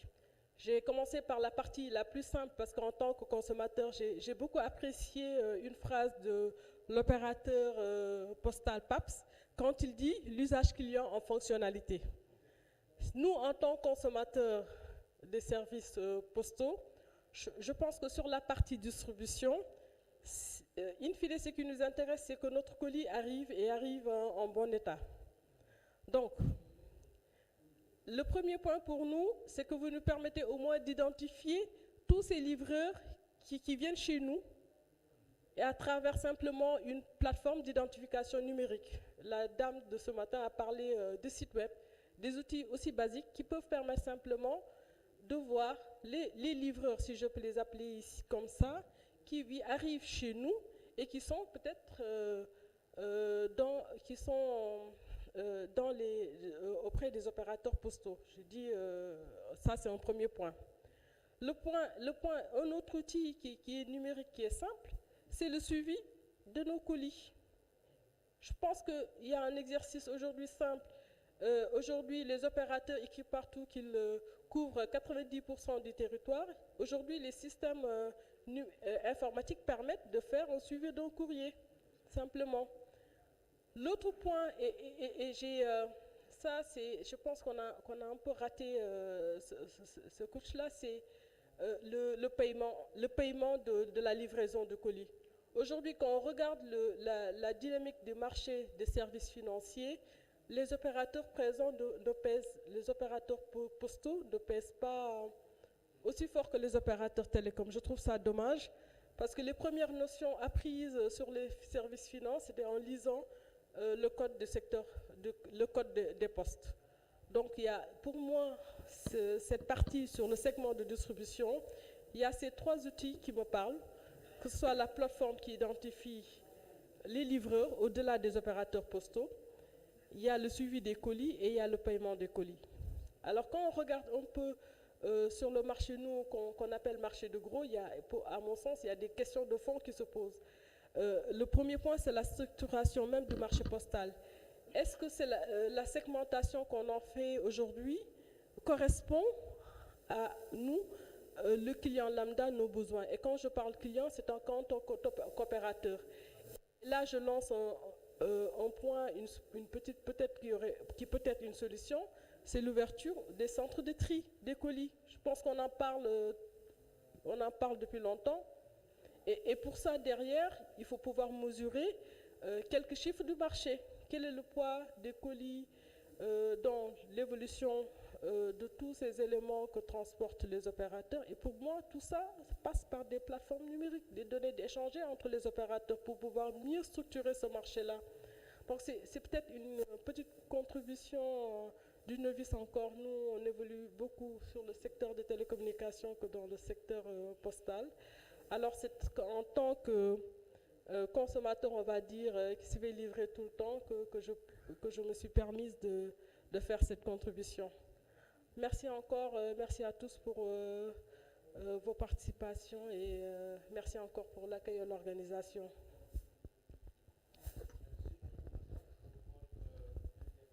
Qui est plus une contribution dans l'approche que nous avons déroulée jusqu'ici.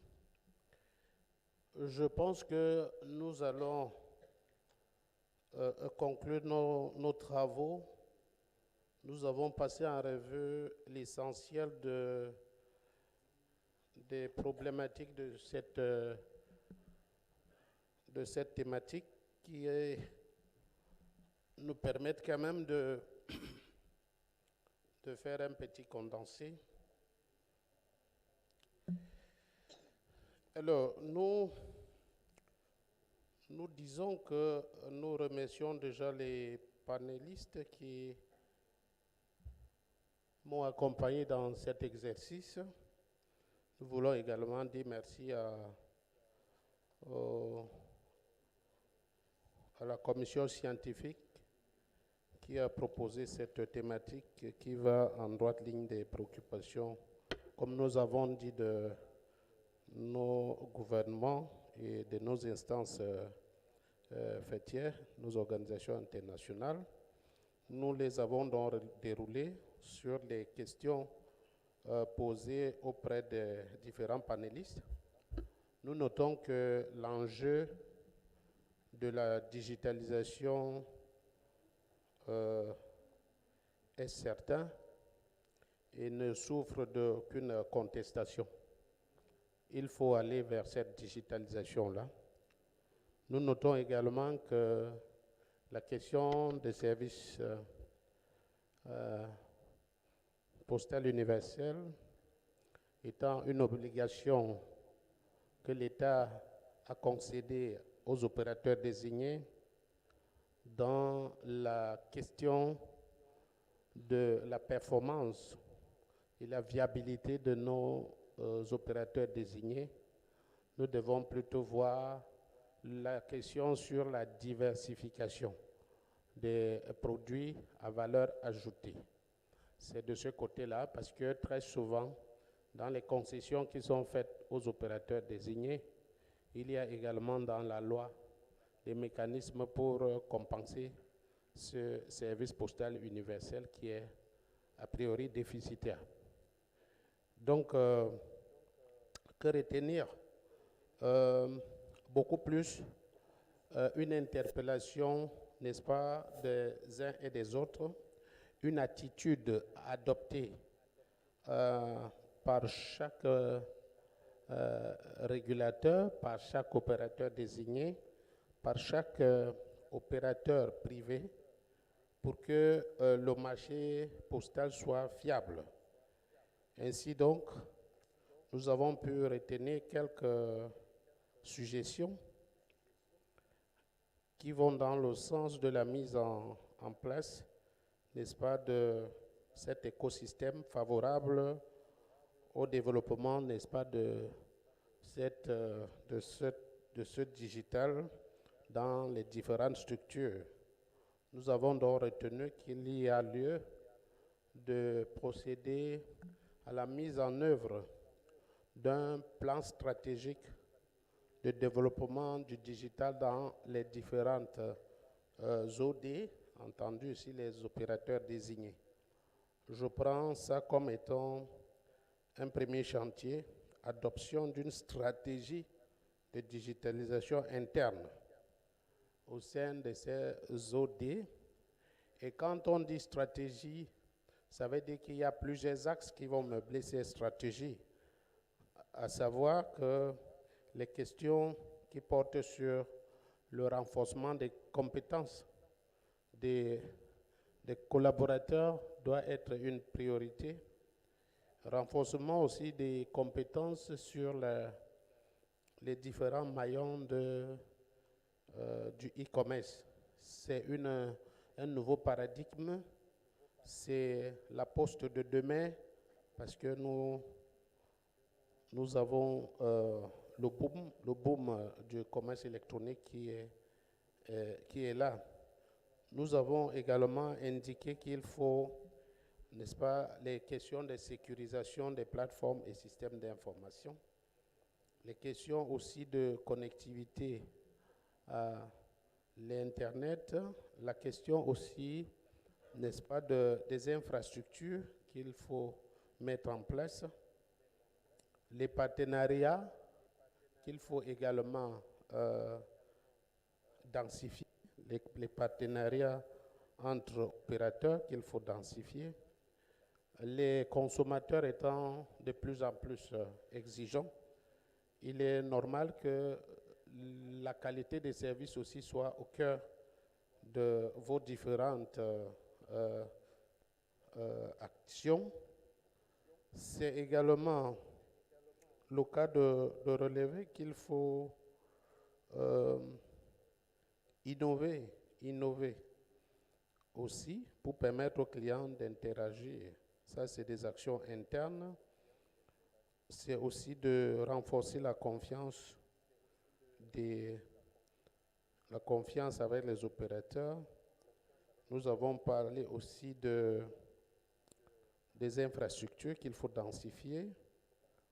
Nous avons aussi indiqué qu'il y a ce problème de mine de rien de sensibilisation, parce que la perception de cette question au niveau des grandes cités n'est pas la même dans nos localités un peu reculées. Alors, nous avons également pensé que dans cette stratégie de digitalisation, il y a des questions qui nécessitent une co-régulation avec les autres régulateurs des institutions concernées. Pour finir, nous voulons remercier Monsieur le secrétaire général de l'UPAP, Monsieur le secrétaire exécutif de CPAO pour avoir pris part à ces travaux qui nous honorent. Voilà un peu ce qu'on peut dire par rapport à cette thématique que nous avons conduite et avec votre participation. Nous vous remercions et restons à l'écoute pour la suite. Merci.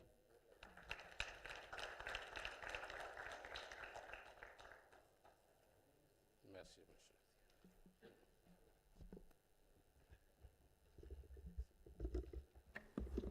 Voilà. Merci encore une fois, monsieur Canignon, pour avoir animé cette session. Nous profitons de la tribune pour remercier également Madame Bamba ainsi que les différents orateurs de la Tanzanie et du Sénégal. Les débats ont été passionnants. Malheureusement, le temps file. On n'a pas pu rattraper le retard de la matinée et le retard s'est encore creusé.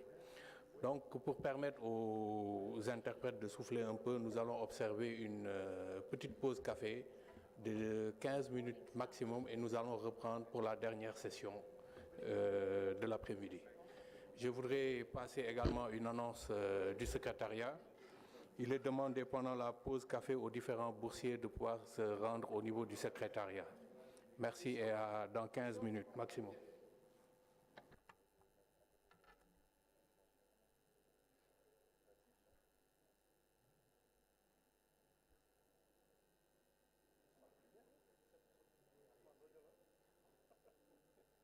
Recording in progress. Recording stopped.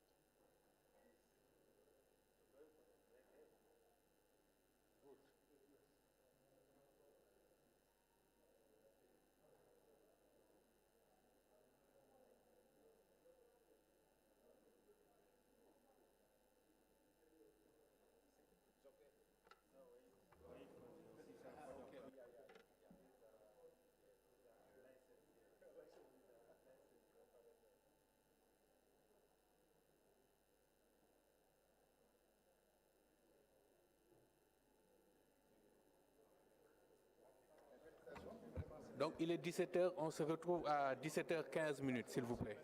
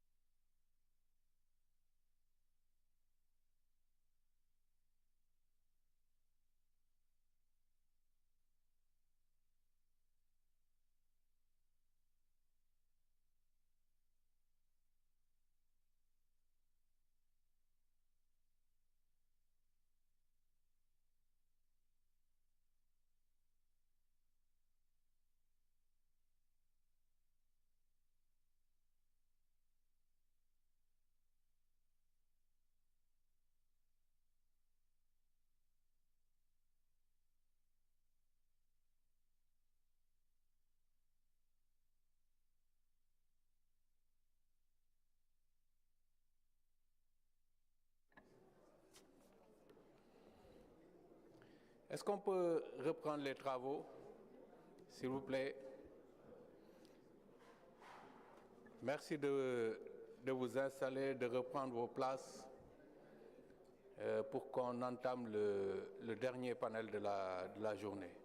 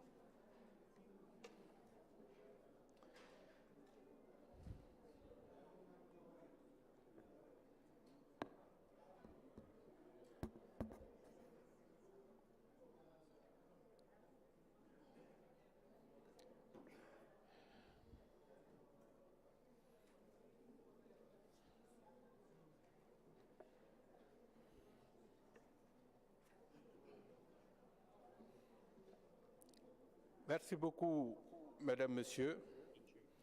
Nous allons aborder la dernière partie de notre conférence. Après avoir échangé sur les politiques et les perspectives de développement du secteur postal à l'ère numérique, après avoir aussi abordé la question de l'impact de la technologie sur les opérations postales, nous allons à présent traiter la question de la régulation avec comme thème quels sont les défis de la régulation face aux nouvelles exigences du secteur postal. Donc pour ce troisième panel, nous aurons le plaisir de faire appel à M. Brian Mwanza, qui est le directeur de la régulation postale de l'Association des régulateurs de l'Afrique australe. Donc c'est l'association CRASA. Donc M. Mwanza a l'avantage d'avoir servi au niveau de l'opérateur historique de son pays, ensuite d'avoir travaillé au niveau de la régulation et aujourd'hui il est au niveau de l'Association des régulateurs de l'Afrique centrale. Donc sans plus tarder, je passe la parole à M. Mwanza pour qu'il préside notre panel. Merci beaucoup.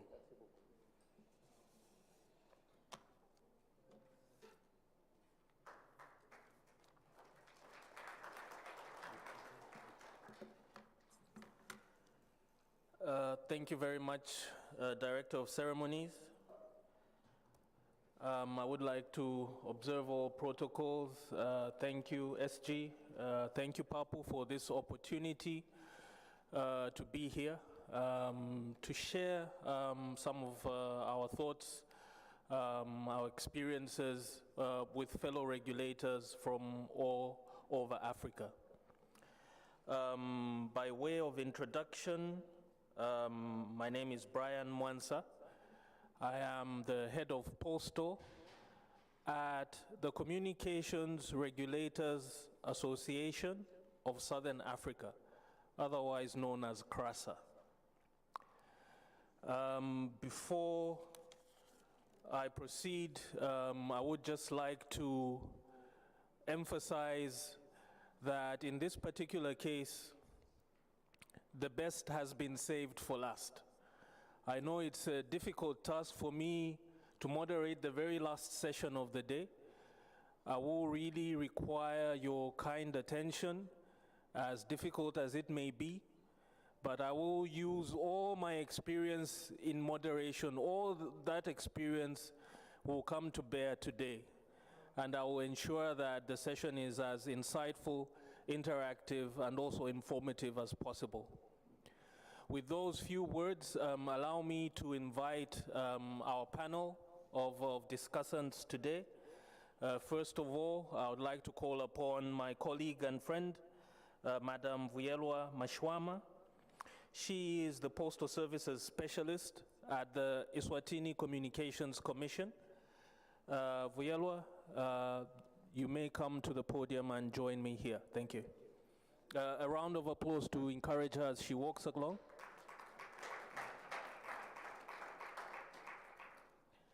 Thank you. My second panelist is Mr. Khalidu Gay. This is the Director of Legal and Consumer Protection at the Senegal Regulatory Authority. Mr. Gay, kindly join me here. My third and final panelist is Mr. Rogaciano Felix Andrea, and he is the Director of Postal and Courier Services at the Regulatory Authority of South Sudan.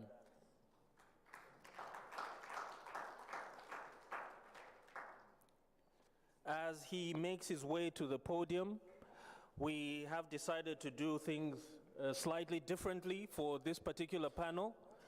Rather than you hearing me speak off the cuff, I've prepared something to visually stimulate the discussion.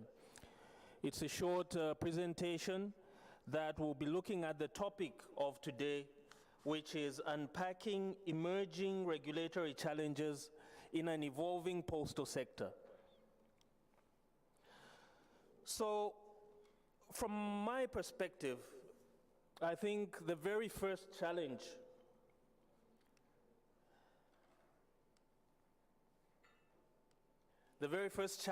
that we are grappling with probably as regulators is the very definition of what we mean by the postal sector. From my understanding, this is a sector that can be defined as follows. There is the postal business itself, which is the business of accepting, sorting, processing, and delivering what we are calling mailable items. These mailable items now have been clarified because of what we have seen perhaps at UPU level, the Integrated Product Plan, which has somewhat simplified this distinction between just documents and goods. So all the mailable items that we handle as postal and courier operators, I think can be defined according to those categories. You are either handling documents or goods. Having said that, we also have to look at the types of service providers now that are venturing into this space. There is an evolution. As we have seen, there are some which are technologically savvy, and their focus is on the technological solution, while we have traditional operators, the DPO on the one hand, that has that universal service obligation, but also is playing in the competitive market. On the other end, we also have the traditional commercial courier operators. But if you can see at the bottom, there are some emerging new business models that we are seeing more and more. First of all, on the far left there, I tried to capture an image of an Uber type of delivery service provider. So I'll describe this further on in my short presentation, but you're looking at a business model that is using you and I as individuals to actually make and effect delivery. So that's something that's new, and that's something that we have to grapple with as regulators. Also, I think we discussed this a little bit, where we have e-commerce service providers who are interested in bypassing the postal channel and developing their own delivery networks. By virtue of that action alone, they have ventured into the postal business, and as such are a key feature in the postal sector that we are talking about today. Another important one is the heavy carriers, freight and logistics. Recording in progress. Similarly, these are service providers who are we are more accustomed to them carrying heavy items, freight, consignments, huge shipments of that nature. But as you will see, more and more, such operators are now venturing, or they are now seeking the capability to break that bulk, to break that huge consignment, and deliver end-to-end services. So if the container is carrying multiple shipments for multiple individuals, they are interested in obtaining the capability to do just that. So a shipment which starts off as a bulk freight ends up as a door-to-door delivery service. So further on, this gives us a picture like the one we are seeing here. And this picture is more or less defined by weight. I think from experience, we have always seen that the postal sector that we are talking about, weight plays a significant role in its definition. As such, you will find on the left-hand side the postal and courier operators generally who handle lighter single-piece items, traditionally around 30 kilos or less. And then these are the ones who are traditionally subject to postal regulation. But on the right-hand side, you can see the supply chain logistics and the freight carrying consignments and then heavier items. This is an interesting distinction because, in my view, where we are actually heading is a scenario where these two parts of the market are actually merging. If I can just get this going.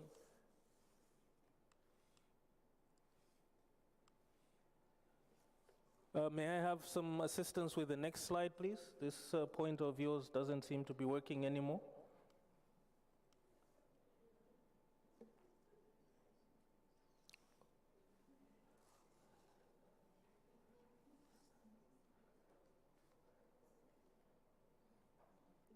Thank you. So yes, as I was saying, my prediction, which in some markets is already happening, is that the operators who are traditionally keen and specialized in carrying lighter items are seeking the capabilities to carry heavier items and consignments. While on the other end of the spectrum, operators that are traditionally dealing with heavier items are seeking that capability to break that bulk and deliver end to end. And again, this is something that as regulators we need to be mindful of and probably interrogate the regulatory implications of such a scenario.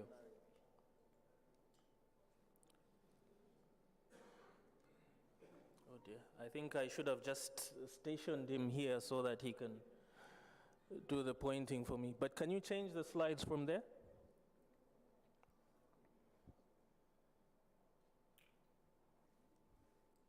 Okay, there we go. This is another interesting type of service provider. If you noticed in my initial slide, I was talking about an Uber type of service. Such a service is actually already here. I think we had one or two examples in the proceedings today as well, but the one I would like to pick on is something called Yango delivery. So in my home country of Zambia, Yango entered the market simply as a passenger transportation service, just like Uber. So the business model is that they have an app which you and I can download, and whenever we want to travel somewhere within the city, we simply call for a ride using that app. And that on the other end of that app, we have individuals who put their own motor vehicles up for service. So as an individual, I become a taxi driver. Similarly, what has happened now is the service has extended beyond simply transporting people to transporting postal packages as well. And this dimension of the business is being called Yango delivery. So what are some of the key features here?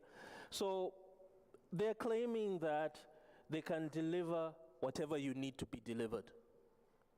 Okay? The second very interesting claim is, however you need it to be delivered, it shall be so. So here there are services such as express delivery, same day delivery, scheduled delivery, next day, and even on the reverse side. So these are terms that we are familiar with, I think, as postal and courier operators. But here is an app-based operator offering the very same thing. What is interesting, though, is how they achieve this. So similarly, the way they are managing to enlist individual car owners to serve as taxi drivers, they are managing to enlist courier companies as their delivery agents. So this raises a number of regulatory questions. Who do you license between the two? Is Yango Delivery a licensable entity, or is it simply an app? Is it simply a technology? What about the courier operators that are enlisted, the ones that they call upon whenever a delivery needs to be effected? What kind of relationship exists between the two entities? There is a claim, for instance, that quality is all that Yango Delivery is about. They are claiming 98% reliability, 98% service quality, and so on. Who's going to check that? Who can actually verify those percentages, if not a regulator? So this is just meant to open our eyes, my dear panelists, to some of the business models that are emerging on the horizon and some of the regulatory implications that these business models have. The next slide, please. Oh dear.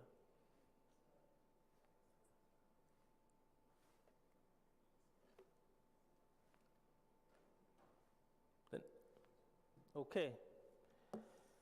Another important discussion point, I think, is the consumer's perspective. We cannot really have all these discussions without looking at the sector from the eyes of the consumer. And now what is more important, what is emerging on the horizon is consumers are looking to a service that delivers a bundle of benefits. Okay, they are no longer looking at simply a postal or a courier service.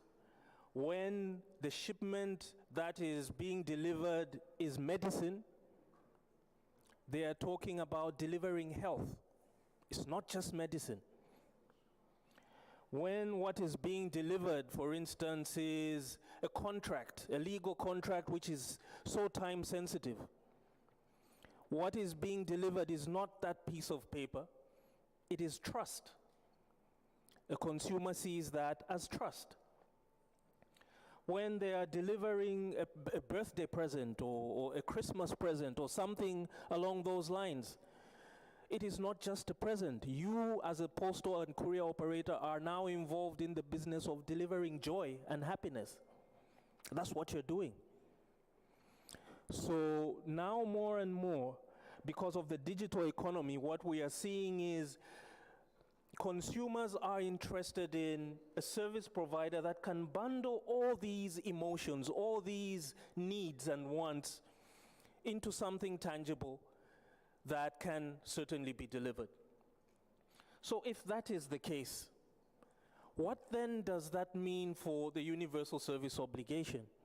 What needs to be made universally accessible? Is it a letter? Is it a parcel? Or is it a service which is providing these bundles of needs? If that is the case, what makes up that bundle? Is it public services in general? Is it your ability to apply for and obtain a passport? Is it your ability to receive a pension payment from your postal operator? All these questions are being asked against the background of we have a digital economy and an enlightened consumer base that is not looking at the distinction of whether you are postal or courier, but are you able to deliver that bundle of services? That bundle of services which meets their needs. So again, that has its regulatory implications. On the technology side, there are some exciting new developments as well. There are questions such as drone delivery, 3D printing. All these new technologies are being brought to the table at the service of the postal sector. But what do they mean from a regulatory perspective? The last slide, the future is already here. Some of the things which we thought were science fiction before are now actually happening. We have unmanned delivery vehicles navigating our cities and delivering postal packages. What are the regulatory implications for that scenario? If that unmanned delivery vehicle bumps into a person and injures them, who is held regulatory accountable? If it doesn't reach its destination, maybe the battery power runs out halfway, what are the quality of service implications? What are the regulatory implications of this emerging technology? So these are some of the questions that we have on the table, dear panelists and the members of the audience. I hope this has served to stimulate some thought on what we are actually talking about when we say emerging regulatory issues and the emerging technologies that are driving them. With that being said, I would now like to turn to my panel. And ladies first, if the other two panelists will allow. Vuyelwa, on the basis of this short presentation and your own experience and thoughts, the question for you is, what are the new requirements for postal regulation, if any? And how can regulatory institutions take care of them? The floor is yours, Vuyelwa. Thank you, Brian, and good afternoon to you, colleagues. I'll just get on to responding to Brian's question. Firstly, I'll probably just answer the question from the back and answer it from the last question that you had asked. The question is, how do we take care of them? Because I believe that you've even cited some of them. You've gone ahead to my response. I think the market is evolving. Therefore, legislation also has to evolve accordingly to accommodate and enable these new changes. Secondly, if you will note, the postal sector is now offering varied services. The UPU is recommending about 52 of them.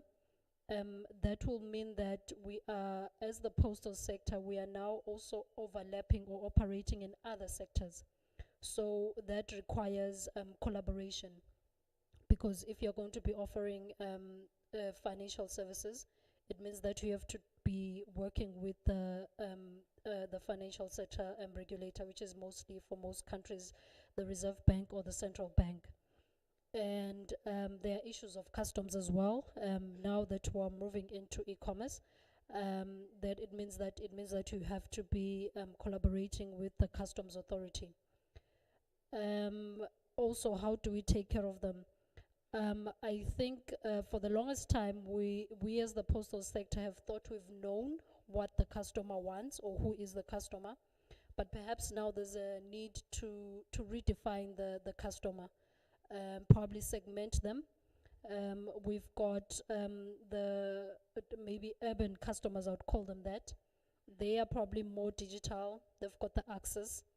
And then now you have customers in the rural areas, which to a certain extent still do need the traditional postal services. So as you evolve, it means that you also need to be doing market research to find out what are the customer needs and all of that. And as regulators, it means that Botswana was asking, is it not a lot? This means that we also have to be probably evolving, or in terms of growing in terms of skills. So as a regulator, you need to position yourself to say, now that we're moving into the digital area, be it in the telecom sector or the postal sector, are you equipped to regulate that sector? So that is how I think possibly you could take care of some of these new developments in the sector, including the involvement of government. Government also has to be involved because, and also evolving because they play a major role, especially when it comes to the universal service obligation. So now the question is, what are these new maybe regulatory requirements?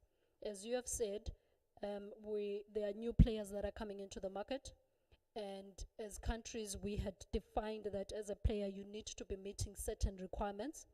Perhaps now we need to redefine those some of the requirements. For instance, in our country, in Eswatini, you have to register a business and have a physical address as a business, because that was put in place so that the customer, should there be any complaints, you have a place to go to say, I'm going to Vuyelwa Uber Services, I need you didn't deliver the service as per whatever as per the requirements that you had placed.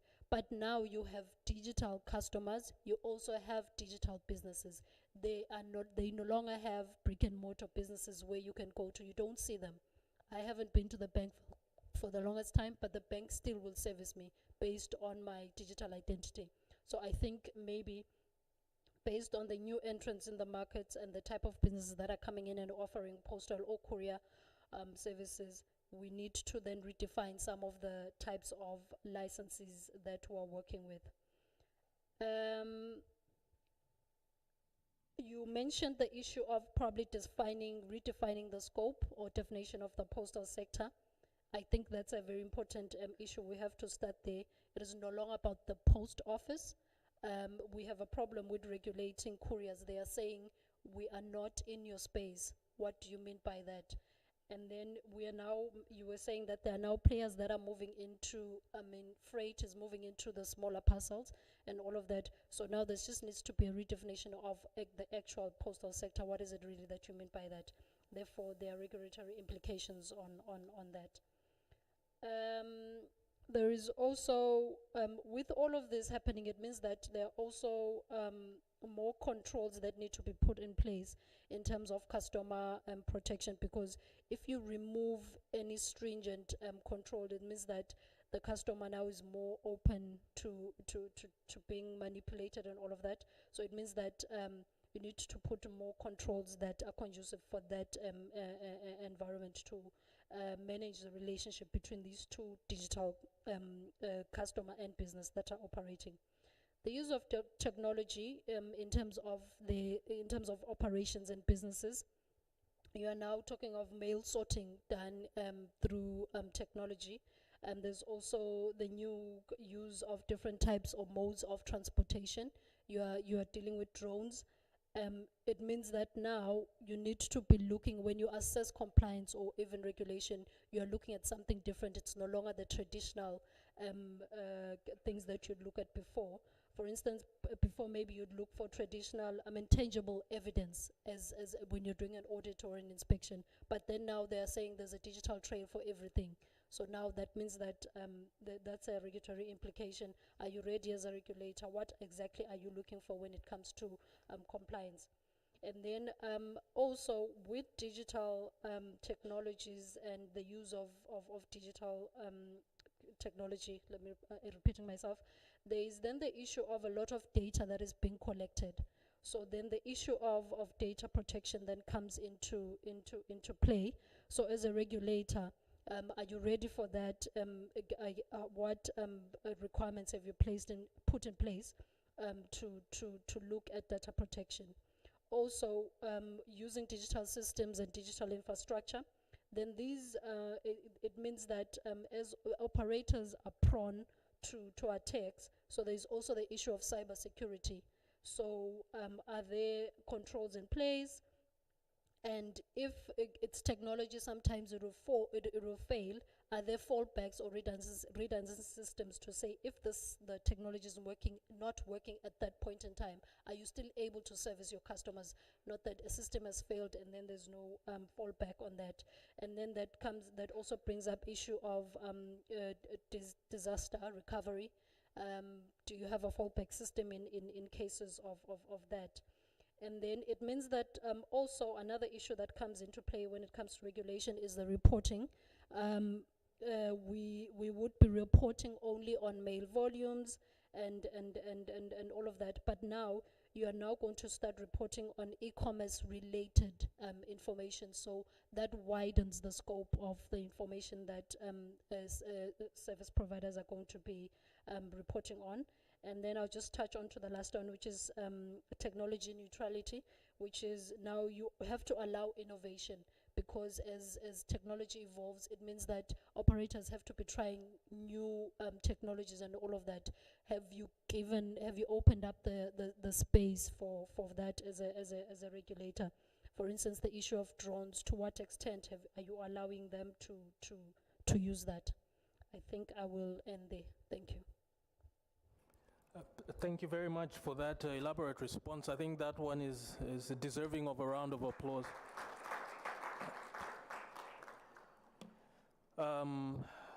Yes, I believe you have given us quite a number of points which perhaps I would like to connect with our next panelist's response to a similar question, but its nuances are slightly different. Director Gay, do you think that with the digital transformation of the postal sector, the basic principles of regulation have changed? What do you think about that? And of course, please feel free to make reference to some of the points that our colleague has made. The floor is yours, sir.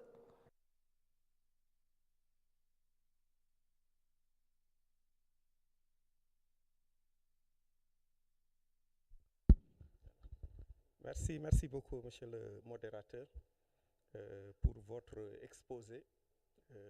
Même si nous n'avons pas eu l'avantage de voir ça, parce que l'exposé faisait face à l'auditoire. Permettez-moi tout d'abord vraiment de souhaiter la bienvenue à tous les délégués, au premier rang, le secrétaire général de l'UPAP, mais aussi saluer la présence du secrétaire exécutif, notre ami Adamo Diouf, et la présence également du ministère et de l'ensemble vraiment des collègues. En fait, depuis ce matin, on a l'impression que les solutions qui sont apportées sont destinées aux opérateurs et non pas aux régulateurs. Pourquoi? Moi, je pense que c'est à juste titre, parce que la régulation est tributaire de la dynamique du marché postal. Donc nous, régulateurs, nous suivons l'évolution du marché postal. C'est la raison pour laquelle, pour répondre à votre question, je ne serai pas long, je sais qu'on a des contraintes de temps. Pour répondre à votre question, je pars d'un certain nombre de constats. Et je pense qu'à partir des constats, c'est l'auditoire même qui va apporter les éléments de réponse aux questions. Et le premier constat qu'il faut faire aujourd'hui, c'est que le marché postal est en train d'accueillir de nouveaux acteurs. De nouveaux acteurs qui n'interviennent pas forcément sur toute la chaîne de valeur. Parce que quand on prend les activités postales, c'est différents segments, et c'est la collecte, le tri, l'acheminement et la distribution. Mais aujourd'hui, on assiste à, en tout cas, on voit des opérateurs qui viennent intervenir sur juste un segment et non pas sur la chaîne de valeur. Alors que notre réglementation, parfois, ne prévoit pas de régime qui prend en compte juste un maillon de la chaîne de valeur. Donc, du coup, ça pose des difficultés. Donc, le constat, il est là. La recommandation, c'est quoi? Ça veut dire que la recommandation, c'est de changer le cadre juridique pour prévoir des régimes juridiques intermédiaires afin de permettre à ces nouveaux acteurs d'exploiter. Et cela m'amène à faire un second constat. Le second constat, c'est que même si ces opérateurs se positionnent sur un segment de marché, on a noté qu'il n'y a pas d'interopérabilité. Voilà. Tout à l'heure, un opérateur privé en parlait, notamment PAPS. Quand la question lui a été posée, est-ce qu'ils sont en relation avec des opérateurs désignés, la réponse a été négative. Voilà. Donc, c'est un constat qui est là, et il faut donc nous, régulateurs, que nous déployons des leviers qui permettent de faciliter le partage d'infrastructures. L'autre constat également, c'est qu'aujourd'hui, les frontières entre les disciplines ont sauté. Passer du secteur postal à la protection des données personnelles, aujourd'hui, on est à ce stade. Voilà, à ce stade. Donc, du coup, il nous faut nécessairement de la co-régulation entre certaines institutions de régulation, notamment les données personnelles, notamment les régulateurs des services financiers, sans oublier d'autres secteurs comme comment il s'appelle, les banques centrales. Les banques centrales et on est interpellé aussi par de nouvelles problématiques. Vous en avez un peu parlé, je pense que Madame en a un peu parlé. C'est-à-dire que quand vous avez évoqué l'histoire des drones, aujourd'hui on est à l'ère de l'intelligence artificielle. Voilà. Mais quelle est la partition qui a été jouée par les opérateurs postaux? Parce que si les opérateurs postaux jouent leur partition, maintenant ils amènent le régulateur à déployer des leviers de régulation. Alors que à ce niveau, la réglementation est un peu en retard.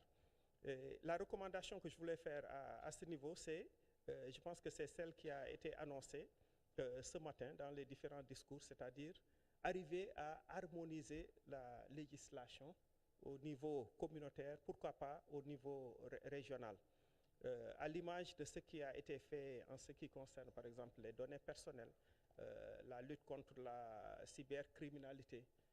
Au niveau africain, aujourd'hui, on a la convention de Malabo, qu'on salue, même si on n'a pas encore obtenu le nombre de pays qui doivent ratifier pour que ça soit en vigueur. Mais cette convention contient des dispositions très importantes pour le secteur postal.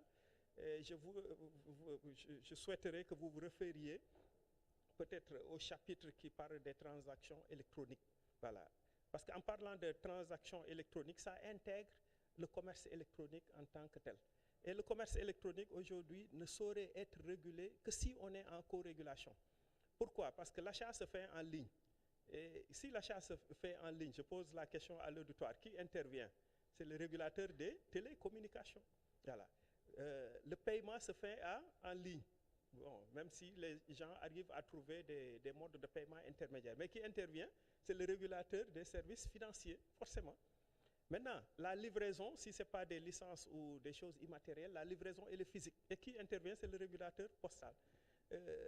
Maintenant, la conclusion à laquelle on arrive, c'est qu'il faut une co-régulation entre ces régulateurs sans oublier la problématique la problématique de la protection des données personnelles. Et tout cela, pour y arriver, on n'est pas à l'abri des questions donc de cybercriminalité, d'où la nécessité de veiller à la sécurisation, en tout cas je dirais des réseaux parce que pour en tout cas être au concert aujourd'hui du numérique, les opérateurs postaux sont obligés de se mettre donc au diapason et les régulateurs sont obligés de les aider. Pour répondre vraiment à votre question, ce que je voudrais dire, c'est-à-dire que toutes les problématiques soulevées, c'est destiné aux opérateurs, mais les régulateurs ont pour devoir déployer des leviers tarifaires, des leviers de régulation pour les accompagner. Même quand on parle d'interopérabilité, aujourd'hui, ça ne peut pas se faire si on n'a pas une régulation tarifaire, parce que après, c'est des tarifs de gros qu'on va appliquer entre opérateurs. Et là, c'est bon, avec tout ce que cela comporte au niveau analytique. Donc, le régulateur a, en tout cas, sa partition à jouer à ce niveau. Je ne voulais pas être très long, mais à partir des constats que je voudrais faire ces recommandations. Merci.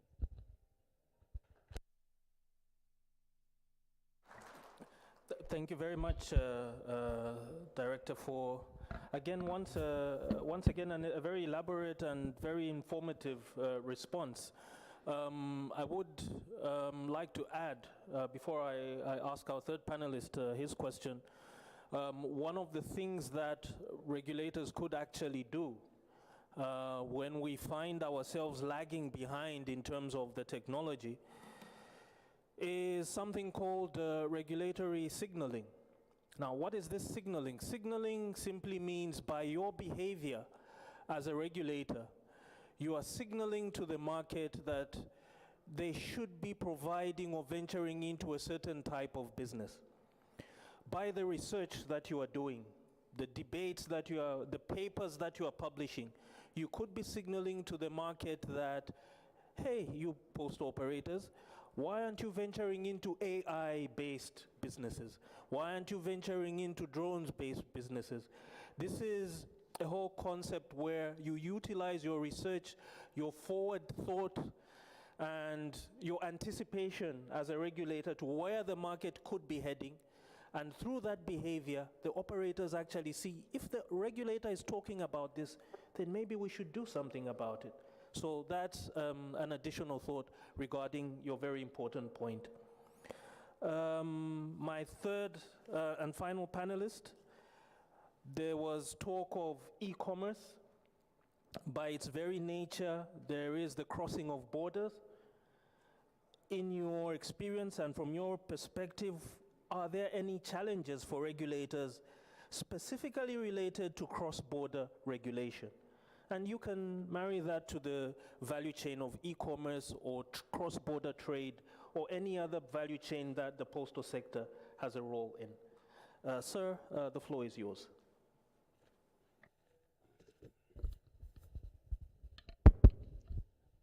Thank you, the moderator. I first wanted to thank the host country and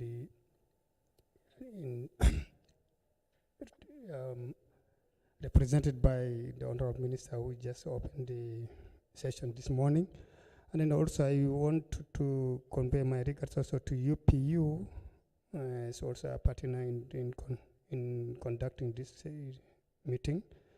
And then to PAPU, represented by SG, Dr. Moya, who is with us now. And thanks the audience also at the same time. I just want to remind you and also introduce myself to you. That is for the first time for me to actually to be in this hot chair. I'm Lucasian Felix Andrea. Some of you might have known me, but few of you may not know me because of the status of my work, and sometimes we don't meet. Coming to the moderator's question regarding the e-commerce, that's cross-border challenges that's in hindering the e-commerce activity. Well, I am just talking to our experience, because as a new country, we had a lot of challenges actually. Including the cross-border, which is, I think, we are having it not all that reliable. And again, the systems that are used, because we have the authority is still having no powers to mitigate and then also to regulate or intervene in the cross-borders points. We have got only an agent at the airports, which is the only airport in the country. That's Juba International Airport. We have got the presence there. And the regulator is actually trying its best to bring those who are actually operating through the points to come under book. But still, I just want to remind you, especially our border and the neighbors, Kenya and Uganda and Ethiopia. Ethiopia maybe is excluded, but Kenya and Uganda, mostly Uganda, that's the main point of entry to our country. Actually, we are having problems because as a regulator, especially in the side of importing items, there's a little bit, there's a gap is actually between the two countries in exchanging mails. And if I can remind you that South Sudan up to this moment is still facing automatic sanction from the UPU.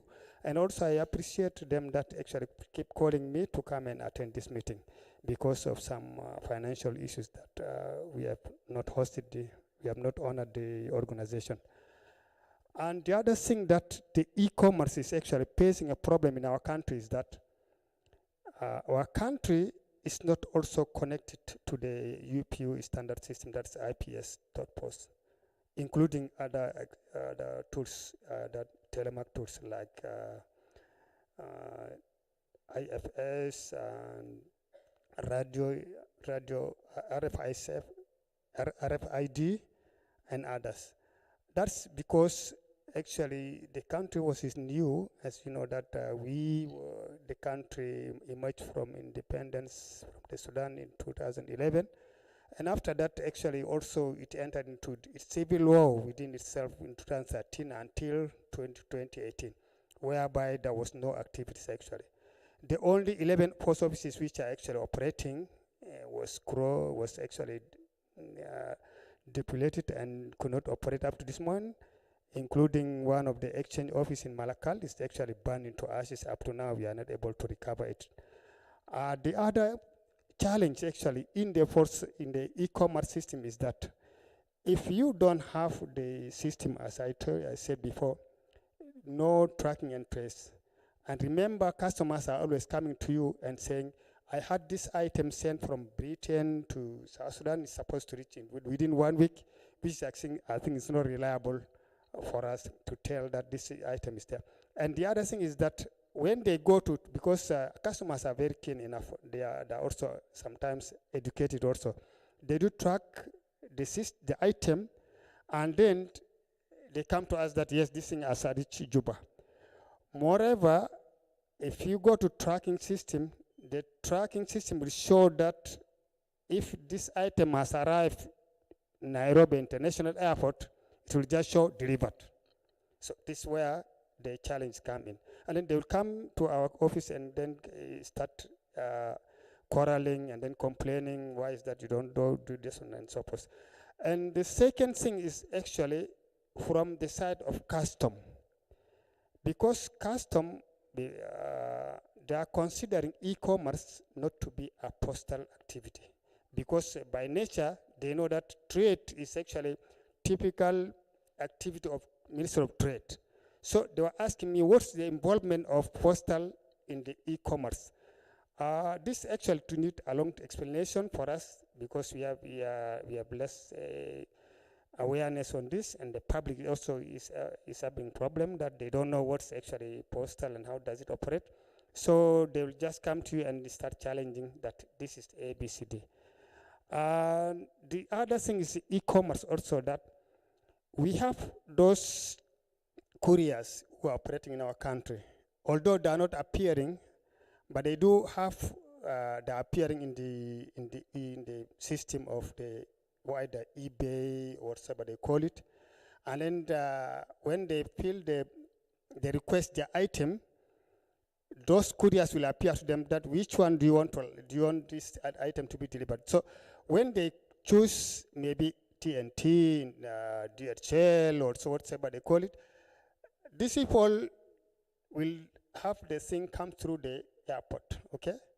And again, the customer will come to the post office that, yes, is supposed to be at US. So we are also facing that as one of the challenges.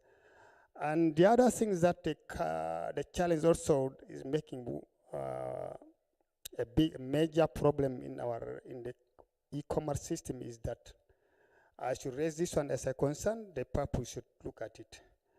Custom, if we say World Custom Organization, should also coordinate with the UPU so they can define the items, because the SS item, sometimes they are considered to be a custom, to be tax, but others may be recognized as just an individual item. So when this item reaches the post office, the customs at the checking point will just grab the item and then say they must be paid a custom. Moreover, the customer will just say, no, I paid everything online. Why is that I'm now taxed again while delivering? This is one of the things. And the other also e-commerce problem is that at ours, of course, I'm talking of South Sudan, not other countries. Up to now, South Sudan is without postcode. We don't have house-to-house delivery. As the moderator said, something that end-to-end delivery is most important. Still that activity is not in our country.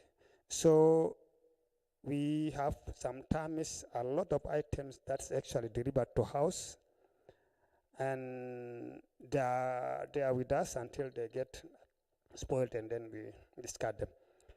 The other also challenge of the e-commerce is that at ours, of course, I'm talking, the unknown address. One may say, yes, I'm in Dakar. Dakar, which place, which house, they don't know, we don't know.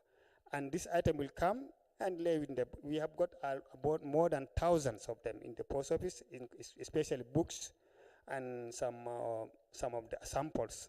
These are lying there because the address is not clear. So we don't have a capacity to send this thing to the houses because we are even lacking so many problems. Coming to I think these are some of the things some of the e-commerce cross-border issues. But let me just also share with you some information about the country itself. South Sudan, we are hearing people talking of we are now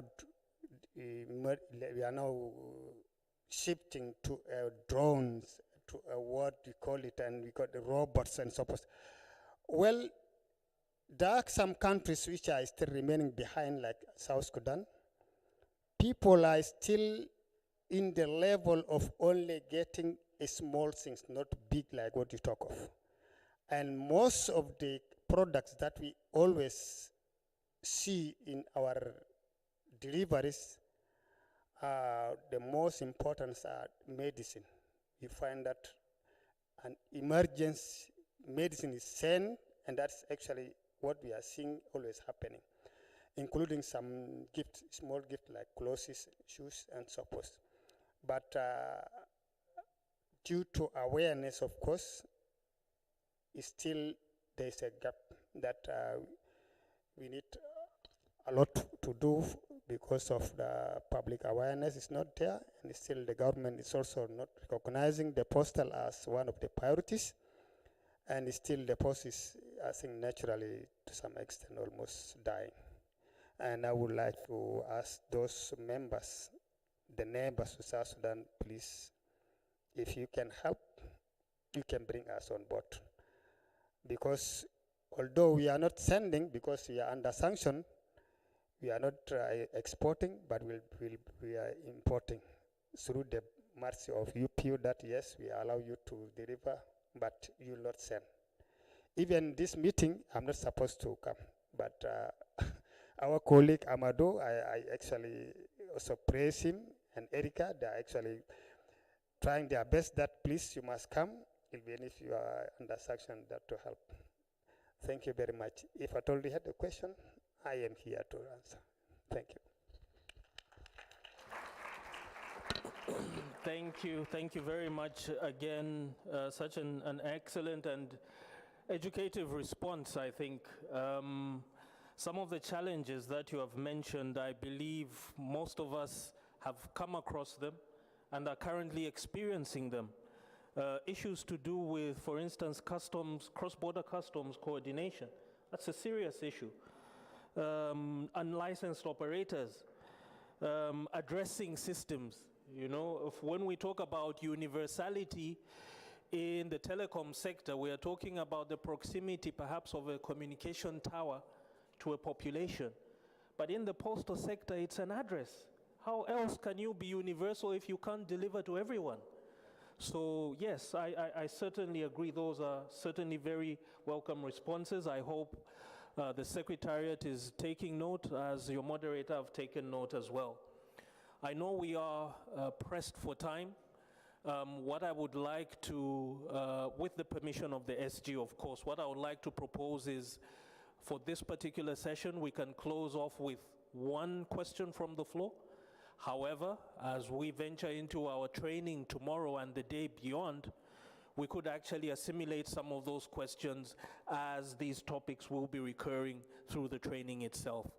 So if that is acceptable, SG, he's gesturing for 2 questions, so I'll allow 1 question from this side and 1 question from this side. who are the lucky two? Thank you. I saw a red dress shooting up there. The floor is yours, madam. You can quickly introduce yourself and then ask your question.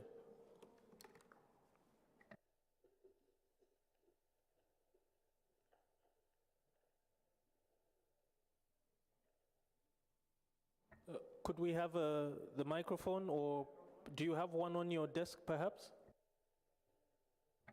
A microphone like mine?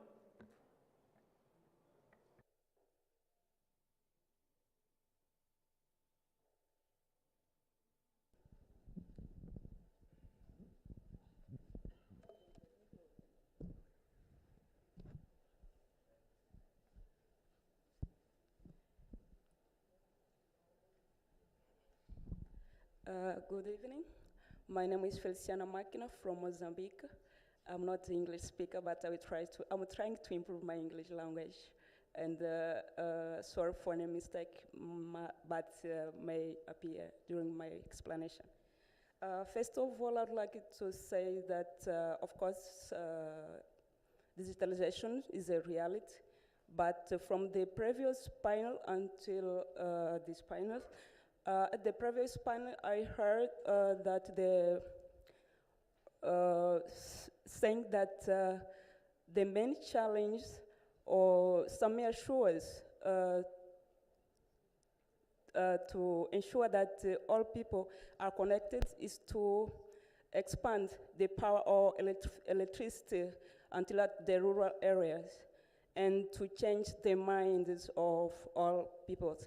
And in this panel, again, when the moderator also was explaining, at the last of his presentation, said that investing in technology is an imperative. But the question is, what kinds of the consumers we are talking about? Also say that nowadays it's possible through the smart device to call a Uber or a Yang to deliver each pack, any package. But it's true, we are talking about the rural consumers or urban consumers. Or even in the rural area, we can spend electricity, but bring the Mozambican experience we have in the rural area, a high level of illiteracy. How we can change the mind of those people without reducing the high level of illiteracy, or even if any operator can distribute a smart device, how they will manage this device. I don't know what is the experience of other countries that are presented in this room. And thanks for the attention. Thank you for that question. I will deliberately direct that question to you, Vuyelwa. I think you spoke about that distinction of urban and rural consumers, and I think you could have something to say in response to the question. The floor is yours. Thank you, Brian, and thank you, Mozambique, for the question. Perhaps maybe it would not necessarily be an example of the postal sector per se in terms of type of customers. As a regulator, the commission where I work, the telecommunication side through the Universal Service Fund recently had a project, or it's still going on, where they are handing out smartphones to the elderly because they receive grants via mobile money. So then the question was, how are they going to withdraw the money? Because then now they use phones of relatives or of children, and then the money is stolen, doesn't get to them. So then what the commission did in partnership with the Deputy Prime Minister's office, we donated smartphones to the elderly. But then what then went after that, what we did after that was that through the University of Swaziland, we used students in computer science or related studies to go and teach the elderly on how to use the smartphones. It was not a one-time session. It was through several, I think months, until the elderly or whoever received that smartphone was comfortable to use the phone, especially to withdraw the mobile money service and the mobile money that was received through the grants. So I think whatever services that you provide, they need to be customized. If it's a service that needs to now be changed to the language that a rural person will understand, if they're not illiterate enough, you need to change the language and to say you are going to be educating them or providing the service in their language, and maybe customize even the type of service. If it's a town or urban city service, or you're targeting people in the urban cities, then the service should be different. It should be structured for them. And then if you're now taking it to rural areas, you need to customize that particular service to fit that particular target market. Thank you. Thank you very much for that response. And in addition to that, what I'm hearing is at some point as a regulator, you will need to think outside the box. That's what I'm hearing. Using the structures that are at your disposal at national level. The example we got here is the regulator collaborating with the national university to carry out consumer awareness. We don't know what solution could work in your particular circumstances, but sometimes thinking outside the box could actually assist. And as I said, we are here for the next day and the day after that, and we could actually carry on this comparison of notes as we interact, even during breaks and so on. The second question from this side of the room. I did see, okay, I will allow both of them. Sir, if you don't mind, may I allow the lady to go first, if that is okay with you?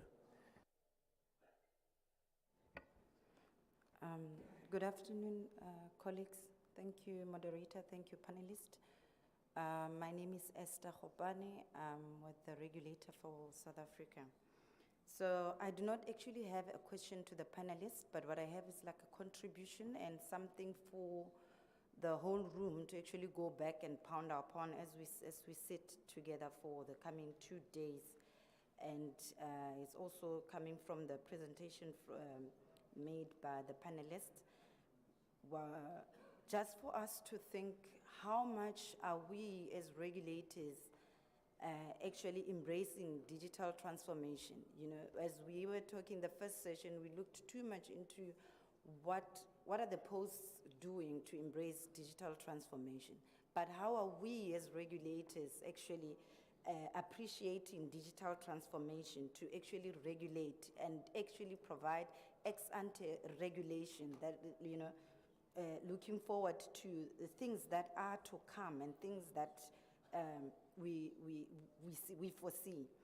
I mean, for one, we can ask ourselves, in the first session, there was actually a comment about how we are trying to include and bring in all these different type of operators into the system, and we want to license them.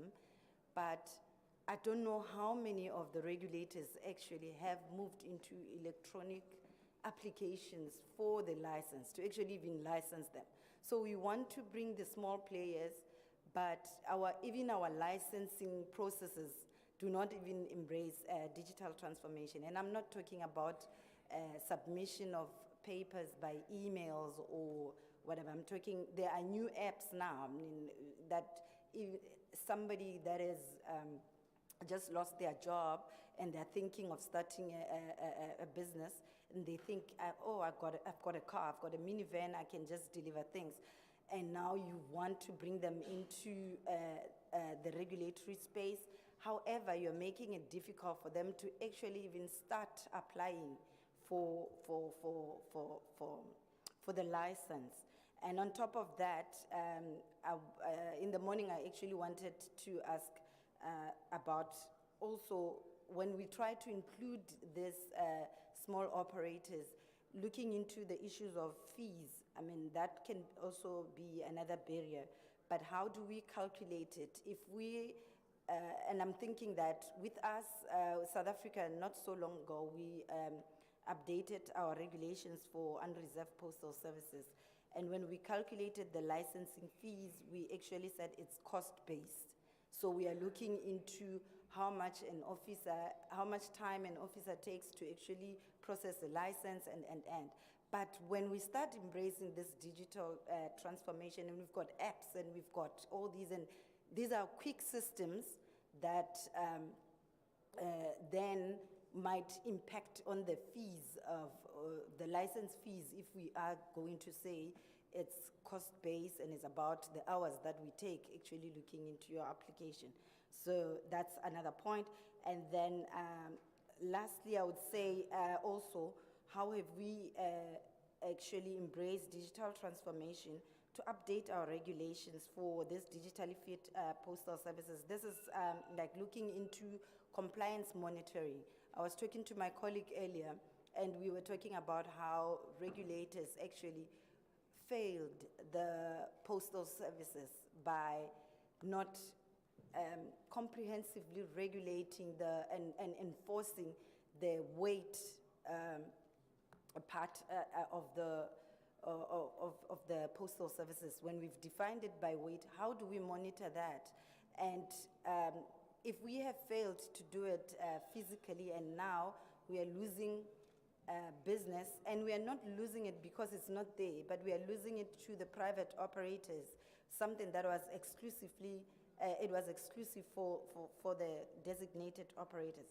Now moving into digital transformation, how do we then embrace digital transformation to actually enforce compliance and ensure that this business does not actually get out of the post office?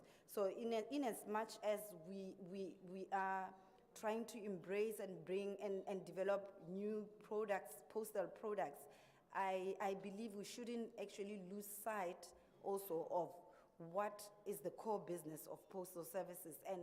And we can't really say postal services is dying when these private operators want to get it. So it is there, and I think it is part of the regulators and the ministries to actually make sure that what is for postal, for designated operator should be, and also create that level playing field for the private operators too. So thank you. Thank you very much for that valuable contribution.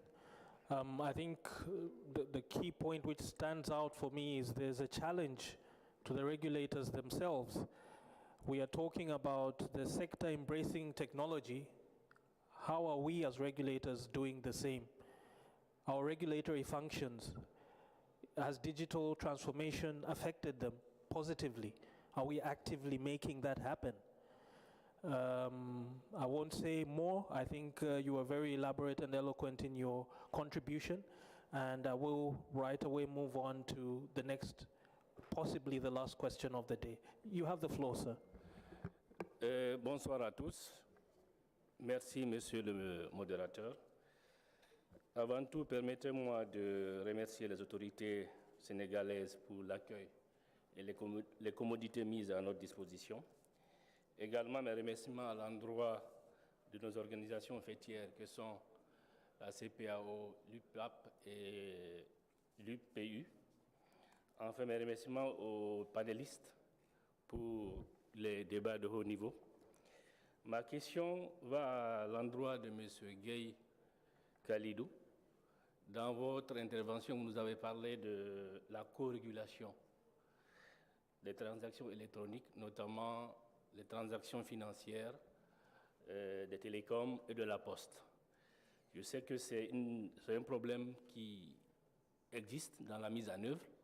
Je voudrais savoir aujourd'hui, au niveau du Sénégal, comment vous êtes parvenu à surmonter ou comment vous avez pu faire, mis en place cette co-régulation.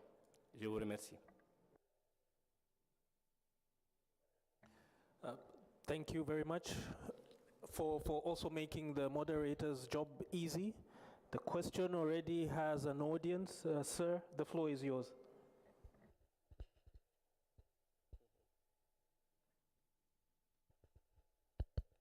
Merci, Lamarana, en tout cas pour la pertinence de cette question.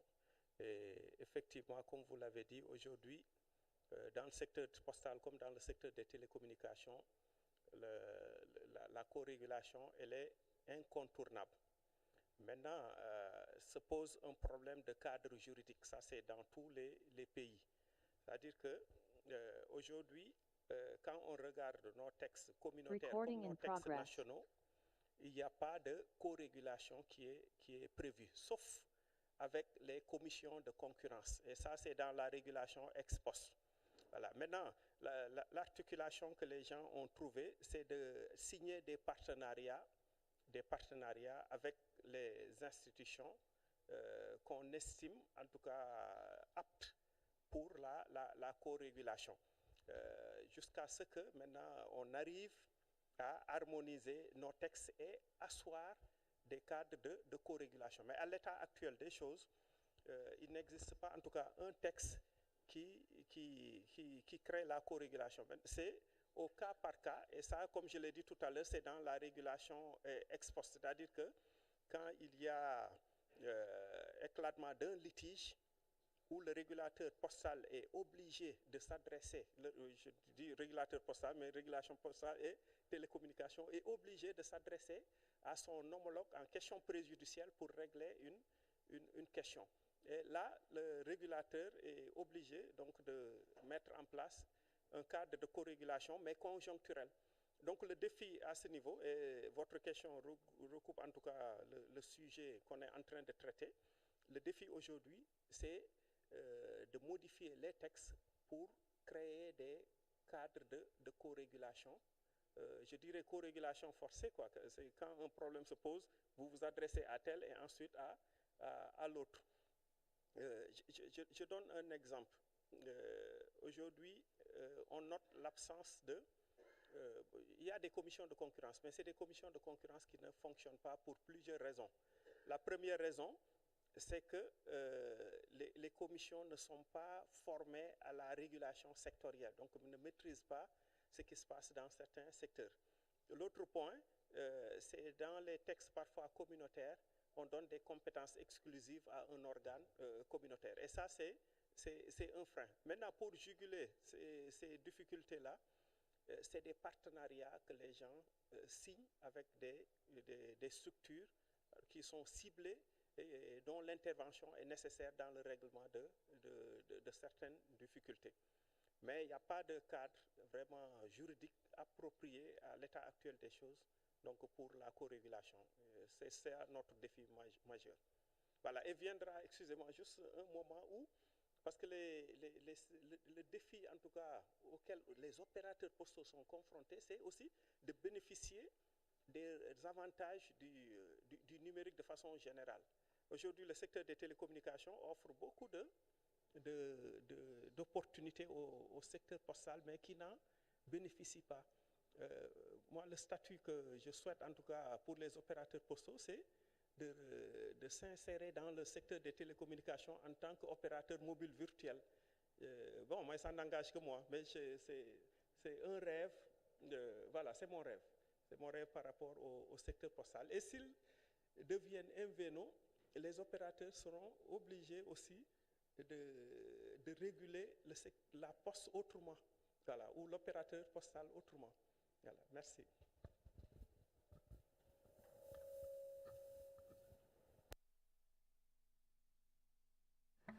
Thank you very much for that response. I trust the response is satisfactory. And ladies and gentlemen, with the permission of the SG, I would now like to call the proceedings to a close. First of all, by thanking my distinguished panelists for so freely and generously sharing their knowledge with us. And also you, our audience, for your attentiveness and your very pertinent questions. I will very quickly try to summarize just a few points from each of the submissions so that we go home with some catchwords ringing in our minds.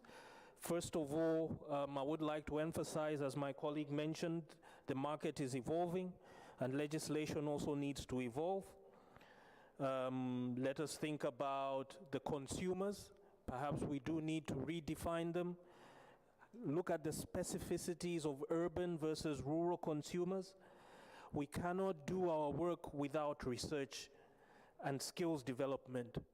We also need government involvement, which reminds me of your very last point about the absence of regulatory or legal frameworks for co-regulation in some instances. Perhaps that is something which can even start not only at legal but policy level as well. If, as government, the need for certain sector regulators to collaborate is recognized at policy level, it usually paves the way for legislation to follow. Also, the need for us to be mindful of technology and the different demands, regulatory demands for ensuring that technology is not harmful to consumers but rather a benefit. There are issues of data protection and cybersecurity which have entered our space as postal regulators. This was not necessarily the case before, but we do have to be mindful of it now. Also, the fact that regulation is sometimes lagging behind the sector. What can we do as regulators to also be ahead of the curve to perhaps signal the sector's direction? There are issues of interoperability. Also, the sector boundaries are now disappearing. These sectors are merging. Telecoms and postal and all the other sectors are coming together, as I mentioned, to offer a bundle of services that are meeting human needs, and they're not sector specific. There is also the issue of cross-border coordination of customs. What is our role in making sure that is seamless? International standardization. International standards are really the only way that some of the cross-border issues can be resolved. If everyone subscribes to this, goes a long way towards enhancing cross-border coordination. Also, consumer protection across borders. So an e-commerce transaction originates from this jurisdiction but terminates in another jurisdiction where there are a whole new set of laws on this side, a whole new set of laws on this side. How do you harmonize to protect the consumer? Also, the issue of the mindset of consumers. Digital literacy was also mentioned. What role do we have as regulators to enhance digital literacy so that consumers can really benefit from some of the innovative services that are on the horizon and already here? The issue of co-regulation. What is it that we can do to ensure that this also is seamless? There is the idea of tackling it from a policy perspective. Perhaps from a harmonization perspective as well, we could come up with tools that can be replicated from one jurisdiction to another jurisdiction.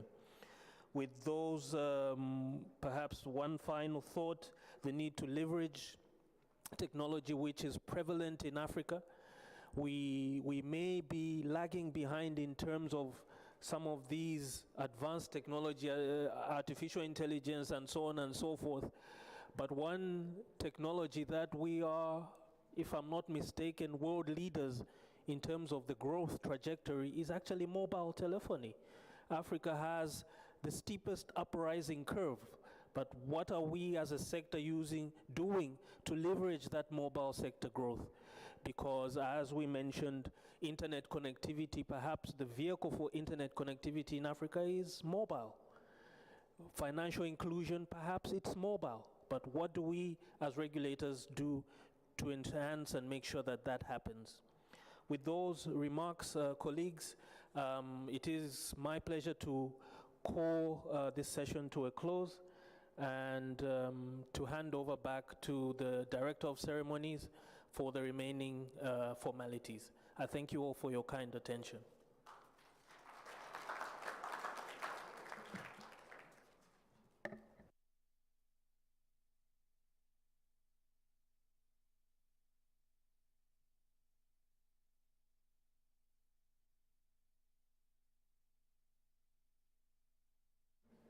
Merci beaucoup, Brian, pour cette brillante modération du panel et merci à nos collègues de l'Eswatini, du Tchad et du Sénégal pour avoir partagé avec nous leurs contributions.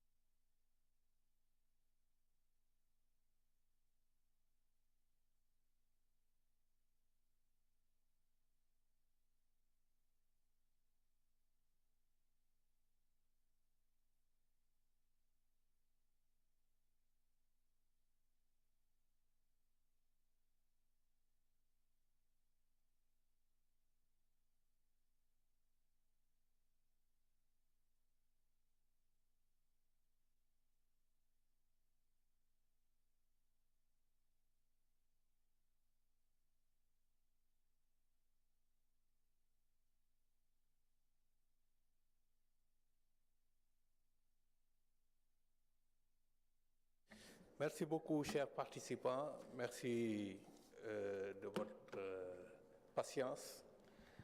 La conférence a pris beaucoup de temps, mais c'était passionnant. On a beaucoup échangé sur des concepts. À présent, nous allons passer très rapidement à la cérémonie de clôture, laquelle cérémonie se déroulera en 4 temps. D'abord, en attente du compte rendu de la conférence, on va procéder à la lecture rapide des quelques recommandations.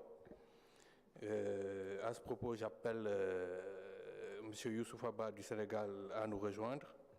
Ensuite, une motion de remerciement sera délivrée par l'Ouganda au nom des participants. Donc, j'appelle également le représentant de l'Ouganda qui doit délivrer le message, la motion de remerciement de nous rejoindre. En troisième lieu, le secrétaire général de l'UPAV va prendre la parole. Enfin, le secrétaire général de la RTP va prononcer le mot de clôture. Donc, très rapidement, je passe la parole à M. Youssouf Abba pour procéder à la lecture des recommandations de la conférence, étant entendu qu'un document sera partagé, un projet sera partagé par le secrétariat de l'UPAP qui sera progressivement enrichi. Merci beaucoup. M. Ba. C'est bon là. Bonsoir tout le monde. Donc je m'en vais vous lire les recommandations principales qui ont été retenues lors de cette journée. Pour rappel, ce panel s'articulait autour de 3 points principaux, notamment la politique, les aspects de régulation et notamment les technologies et les innovations. Donc concernant le premier panel, c'était de voir les perspectives de développement du secteur postal à l'ère du numérique. Comment garantir l'accès universel et la concurrence dans ce contexte. À ce titre, on a eu 6 recommandations principales. La première était d'élaborer ou de mettre à jour les politiques publiques pour prendre en compte les nouveaux défis du secteur postal. La deuxième recommandation était de réguler les tarifs avec la mise à disposition d'un catalogue des offres. La troisième recommandation était de veiller à la protection des données à caractère personnel des consommateurs. La quatrième recommandation s'articulait autour du cadre juridique qu'il fallait mettre à jour et qui prendra en compte le volet numérique dans le service universel et les nouveaux besoins du consommateur. La cinquième recommandation était d'aider à la formalisation des acteurs informels. Et la dernière était celle de favoriser l'interopérabilité. À ce titre, j'aimerais qu'on félicite le modérateur, M. Idrisseli, et les différents panélistes, notamment Mme Koumba Sek Nias, M. Maka Makouviz, Mme Amdaroutou Zakaria et M. Chondé. J'aimerais qu'on les félicite et qu'on les remercie. Le deuxième panel s'articulait autour des opportunités de l'apport de la technologie pour le développement des activités des opérateurs privés et la viabilité financière des opérateurs désignés. À ce titre, on a eu principalement 4 recommandations. La première qui était de digitaliser les activités traditionnelles des opérateurs pour faciliter l'accès des produits et services aux clients. La deuxième recommandation était de prendre en charge les préalables du numérique, notamment la disponibilité de l'électricité, l'importante capacité de connectivité et un système d'adressage fiable. La troisième recommandation était de promouvoir des outils de régulation, notamment sur les services postaux en ligne. On a donné l'exemple des bureaux de poste et également un système de sécurité des plateformes. La dernière recommandation concernant ce panel était de faciliter les procédures de prise en charge des besoins en touchant un maximum de clients dans le continent, en priorité les jeunes. C'était la recommandation qu'avait donnée Bambalo de PAPS. Donc pour ce panel, on a eu comme modérateur M. Emmanuel Kaniyong, on a eu comme panéliste M. Abdadika, Mme Bamba et M. Bambolo de PAPS et le représentant de la Tanzanie. On félicite à ce titre. Pour le dernier panel qu'on vient de finir tout de suite, on a eu comme sujet la régulation face aux nouvelles exigences du secteur postal. On a eu 4 grandes recommandations. La première qui était de redéfinir le périmètre d'intervention des régulateurs en tenant compte des nouveaux métiers, des nouveaux acteurs par la segmentation du marché, des besoins du client et de la neutralité des technologies. La deuxième recommandation qu'on a eue était de co-réguler le secteur postal avec les différentes entités impliquées, notamment les services financiers avec la Banque centrale, la douane et les autorités étatiques pour faciliter les aspects réglementaires, mais également avec la douane. La troisième recommandation était d'harmoniser la législation au niveau régional et la dernière était de veiller à la sécurisation des réseaux de télécommunications utilisés par la Poste. À ce titre, nous félicitons M. Moaza, qui a été le modérateur, et les différents panélistes, la représentante de l'Eswani, M. Khalidougué de la RTP et M. Raziano. Merci. Merci beaucoup, Youssouf Abba, pour la diligence et l'esprit de synthèse. Recording stopped. Comme je l'ai annoncé tout à l'heure, une note finale sera élaborée par l'UPAP et sera partagée. Donc, ce n'est qu'un projet. Ensuite, ce projet sera enrichi et transmis à l'ensemble des participants. Donc, sans plus tarder, je vais donner la parole au représentant de l'Ouganda pour prononcer la motion de remerciement. Vous avez la parole.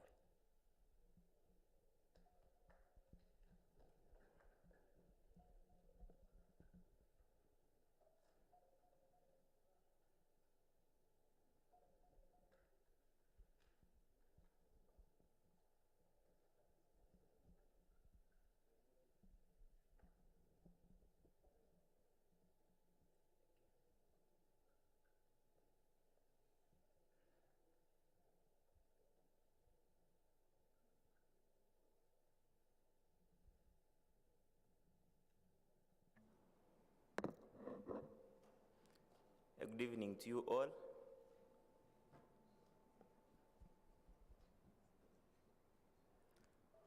On behalf of all the participants, allow me to express the vote of thanks to the team that hosted us.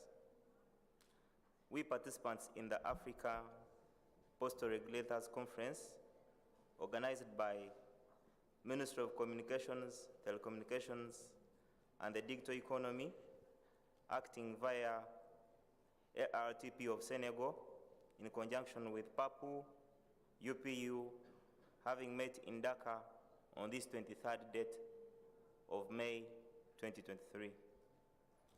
Mindfully with heartfelt appreciation and satisfaction of the unwavering support accorded by the authorities of the Republic of Senegal, particularly from the Ministry of Communication, Telecommunications, and the Digital Economy, acting via the Posts and Telecommunications Regulatory Authority, ARTP,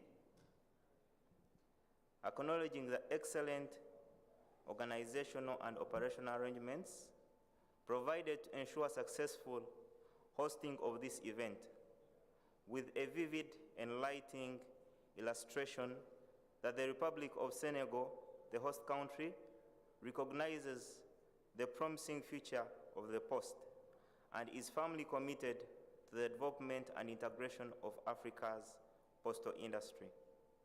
Commending the efficiency and effectiveness displayed by the moderator in steering the deliberations of this meeting, as well as the keen interests demonstrated by the participants.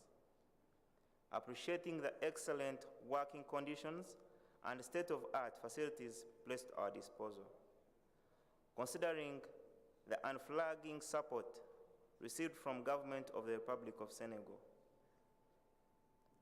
I therefore hereby convey our profound gratitude to the authorities of the Republic of Senegal for the warm reception, hospitality accorded to all delegations and participants. I therefore call upon all the participants to collaborate with us and we give a round of applause to the Republic, the government of the Republic of Senegal.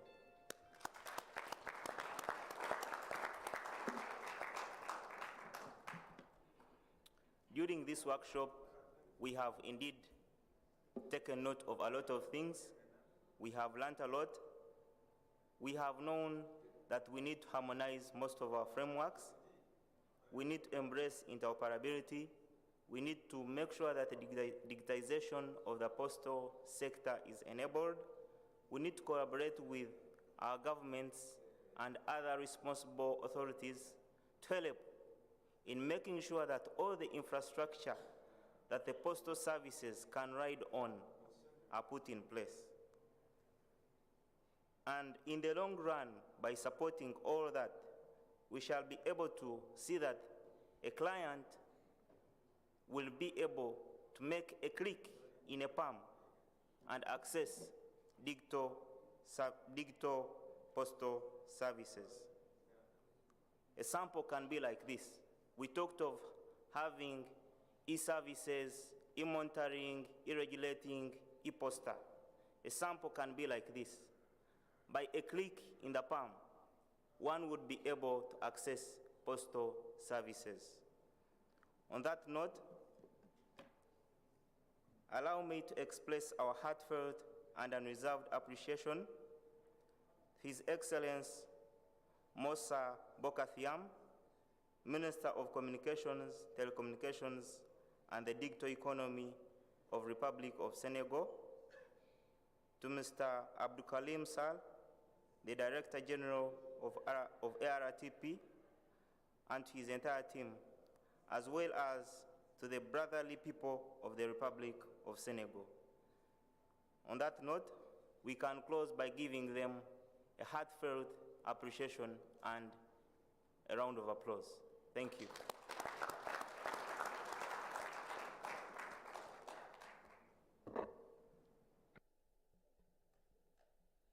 Merci beaucoup à l'Ouganda qui a délivré au nom de l'ensemble des pays participants la motion de remerciement. Donc à présent, je me tourne vers la gauche pour passer successivement la parole à nos organismes régionaux et sous-régionaux. Donc je vais commencer par M. Adama Diouf, le secrétaire exécutif de la CPAO, pour un mot de clôture. M. Diouf, vous avez la parole.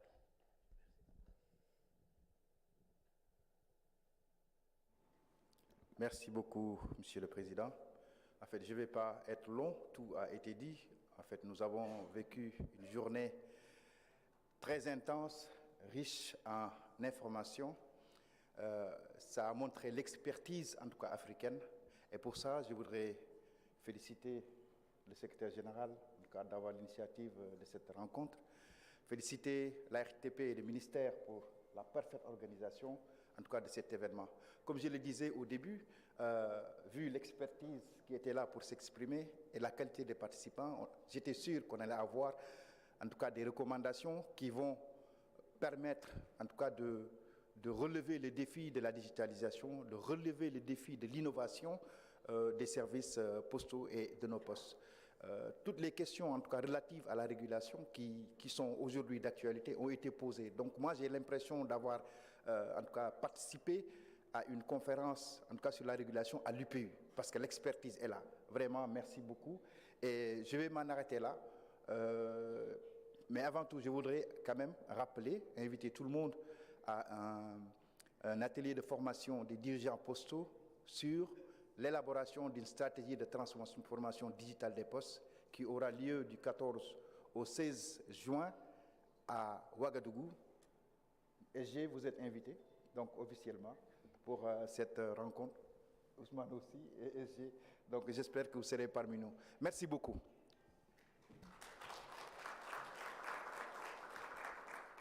Merci beaucoup, Adama. L'invitation est notée. On y sera, Inch'Allah. À présent, j'invite Chief Moyo, le secrétaire général de l'Union panafricaine des postes, qui a organisé la conférence qui nous réunit aujourd'hui, à prendre la parole pour son mot de clôture. Chief, vous avez la parole.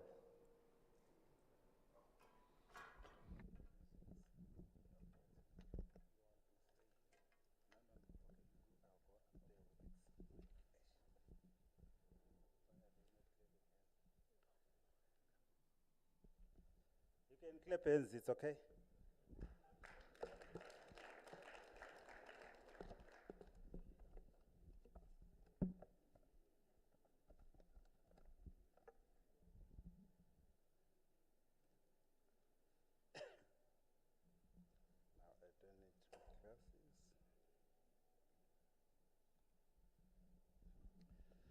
Okay, thank you very much, Director of Ceremonies, the Honorable Minister of Communications, Telecommunications and Digital Economy of the Republic of Senegal, Mr. Moussa Bokar Thiam, in absentia.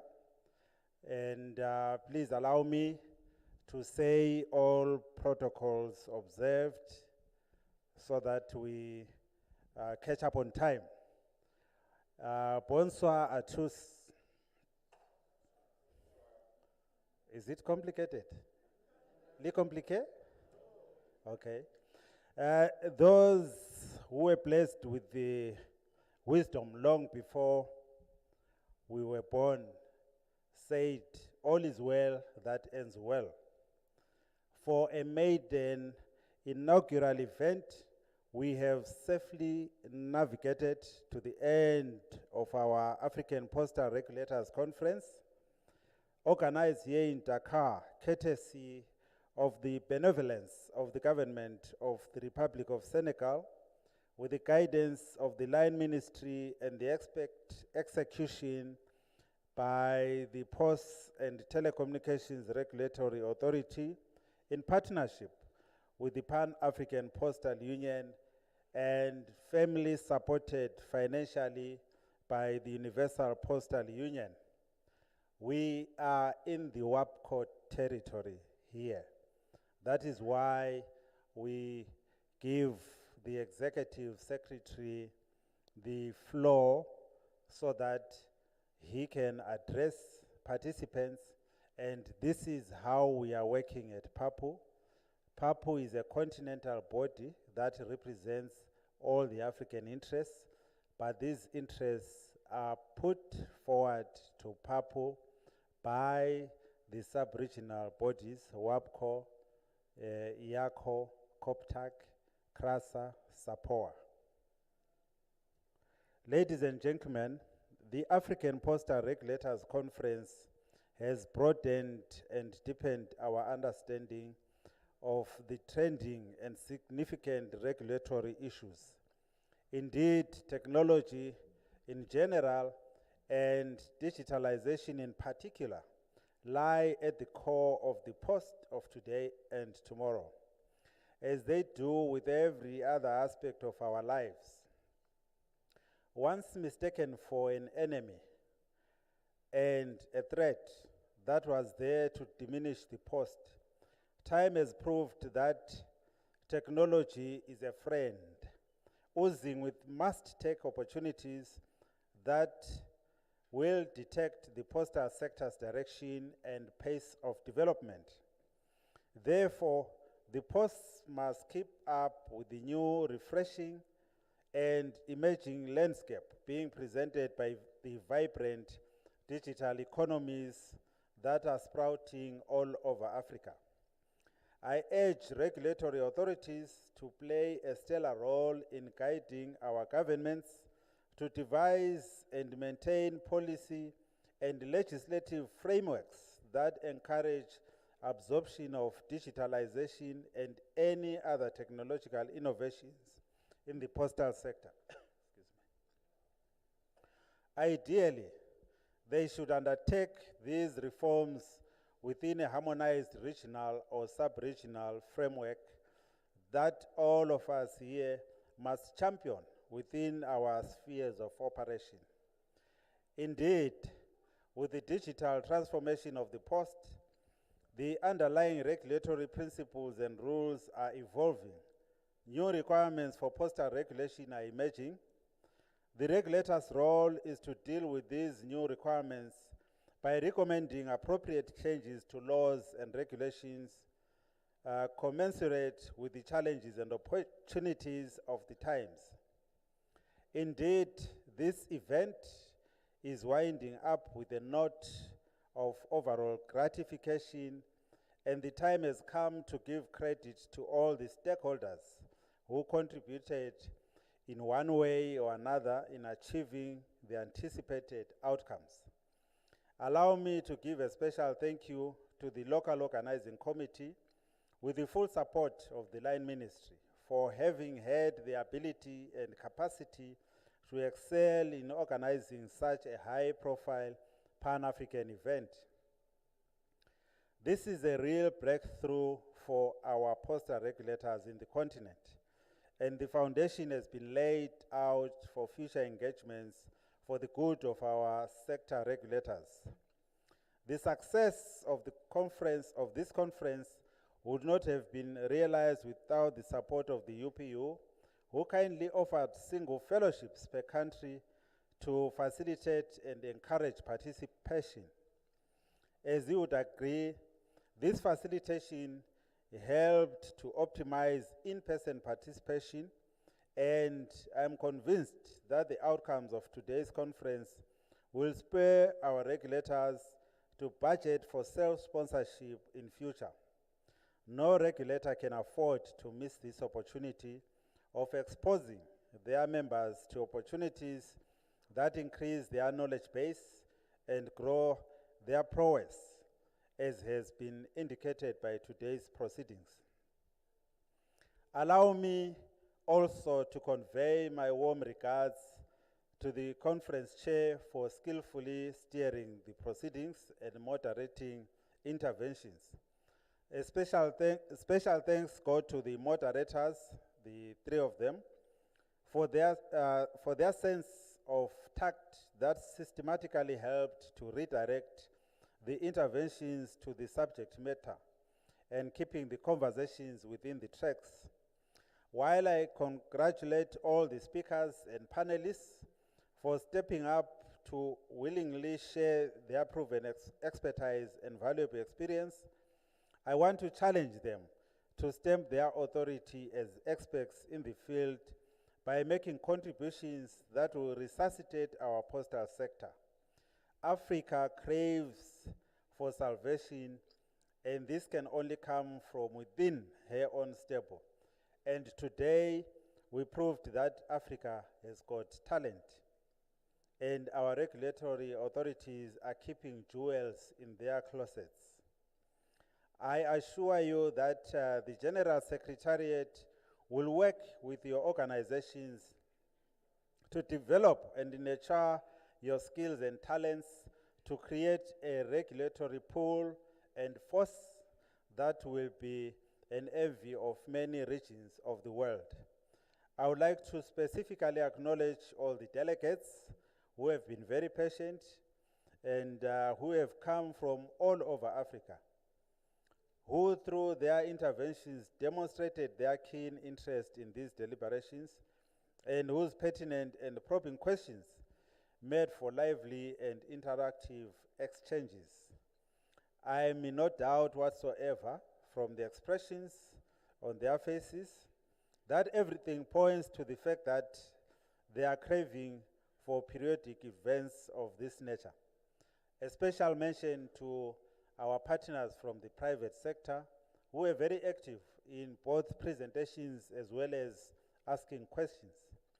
Lastly, I would be remiss in my duty should I fail to acknowledge and appreciate the interpreters, the ushers or hostesses, members of the press, and all support staff who each in their own field modestly but immensely contributed to the success of the African Postal Regulators Conference's first edition. Ladies and gentlemen, in conclusion, this conference, which is now drawing to a close, has been a resounding success. And credit to all of us. I think we need to give ourselves a big, big, big pam-pam.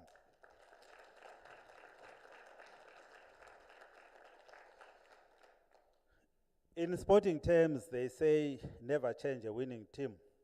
And in this regard, I humbly request your kind indulgence to make this conference an annual event that will have its own life and change its form in line with the text of the day.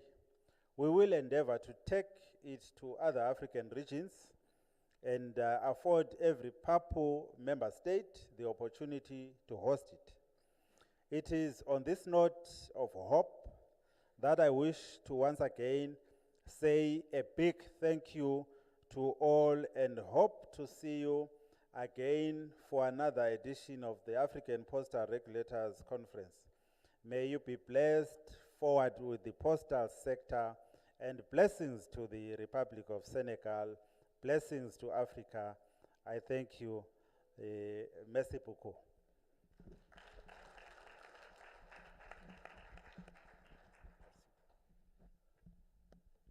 Merci beaucoup, Monsieur le Secrétaire général, pour le discours prononcé tout à l'heure et pour nous avoir permis tous ensemble de nous retrouver ici et de discuter d'un sujet qui est très important pour nous régulateurs, pour les opérateurs, les consommateurs, bref, pour toutes les parties prenantes.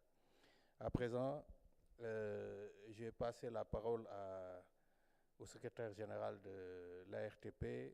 Yalamine Goumbala, qui va délivrer le mot de clôture.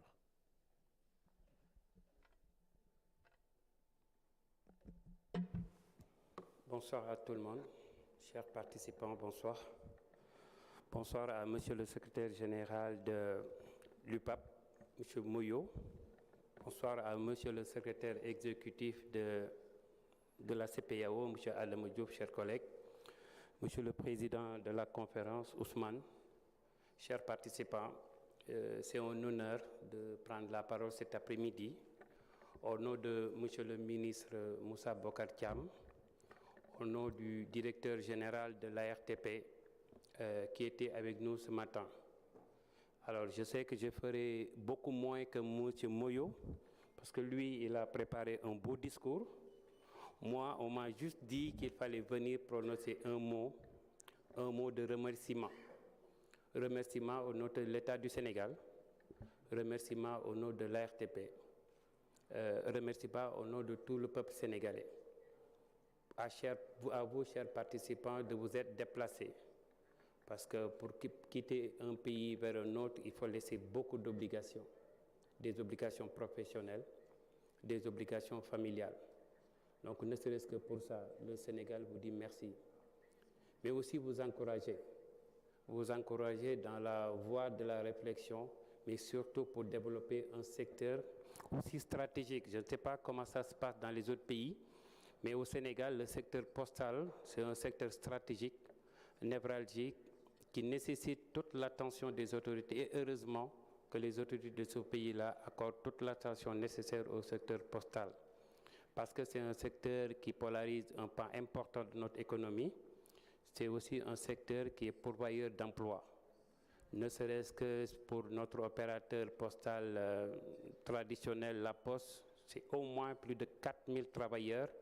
Quand on dit 4000 travailleurs en Afrique, c'est au moins 20 000 ou 30 000 personnes qui vivent, en tout cas des revenus du secteur postal. C'est aussi un secteur dans lequel, et heureusement, on a beaucoup de jeunes Sénégalais qui ont investi ce secteur-là, qui font travailler énormément de jeunes. Donc, ne serait-ce que de ce point de vue-là, compte tenu de cette manne financière-là que ce secteur draine. Donc, vous comprenez aisément toute cette attention-là que les autorités accordent à ce secteur-là. Donc, nous vous remercions pour ça, vous encourageons dans cette voie-là. Ce n'est pas quelque chose de très facile. Je ne maîtrise pas trop comment ça se passe en Afrique, mais je sais qu'au Sénégal, c'est un secteur qui traverse aussi beaucoup de difficultés et nous espérons qu'à l'issue de ces travaux-là, pourront nous apporter beaucoup en tout cas des solutions à toutes ces difficultés-là dans lesquelles nos amis, nos confrères qui sont dans dans le secteur postal sont en train de vivre, mais qu'ils vivent avec dignité, avec persévérance, avec résilience. Donc je voudrais les féliciter pour ce qu'ils font, en tout cas de bien pour ce pays-là. Et vous souhaitez aussi pour la suite de vos travaux. Aujourd'hui, on termine avec la conférence pour enchaîner avec les 2 jours de renforcement de capacité organisés par l'Union postale universelle. Nous souhaitons que ces travaux-là puissent bien se dérouler comme ceux de la journée. Parce que quand on voit quand même que jusqu'à 19h, les travaux se poursuivent, cela traduit de l'engagement, de la profondeur des débats. Et je pense que c'est ça qui mérite d'être salué. Mais demandez aussi à M. le Président de la conférence d'alléger aussi les autres jours, 2 autres jours, pour vous permettre, c'est vrai que vous êtes très engagés, très déterminés à travailler pour ce secteur-là, mais c'est important aussi qu'on essaie de trouver un temps pour que vous découvriez davantage ce pays-là. On a envisagé beaucoup d'activités extra-conférences, extra-ateliers. Malheureusement, on a eu des conflits d'agenda, des difficultés, parce que n'eût été le retour du vendredi, on avait même envisagé d'organiser des excursions vers Gorée, vers d'autres destinations. Malheureusement, on a eu cette contrainte-là, parce que c'est le jeudi, non? C'est le jeudi? Le jeudi, on a beaucoup de retours dans la matinée, donc on n'a pas voulu prendre de risques. Donc, mais en tout cas, des activités sont prévues qui vous donneront un aperçu de ce beau pays-là. Donc, c'est sur ces mots-là que je voudrais clore cette conférence des régulateurs postaux africains et souhaite plein succès aux travaux de l'atelier de renforcement de capacité. Je vous remercie.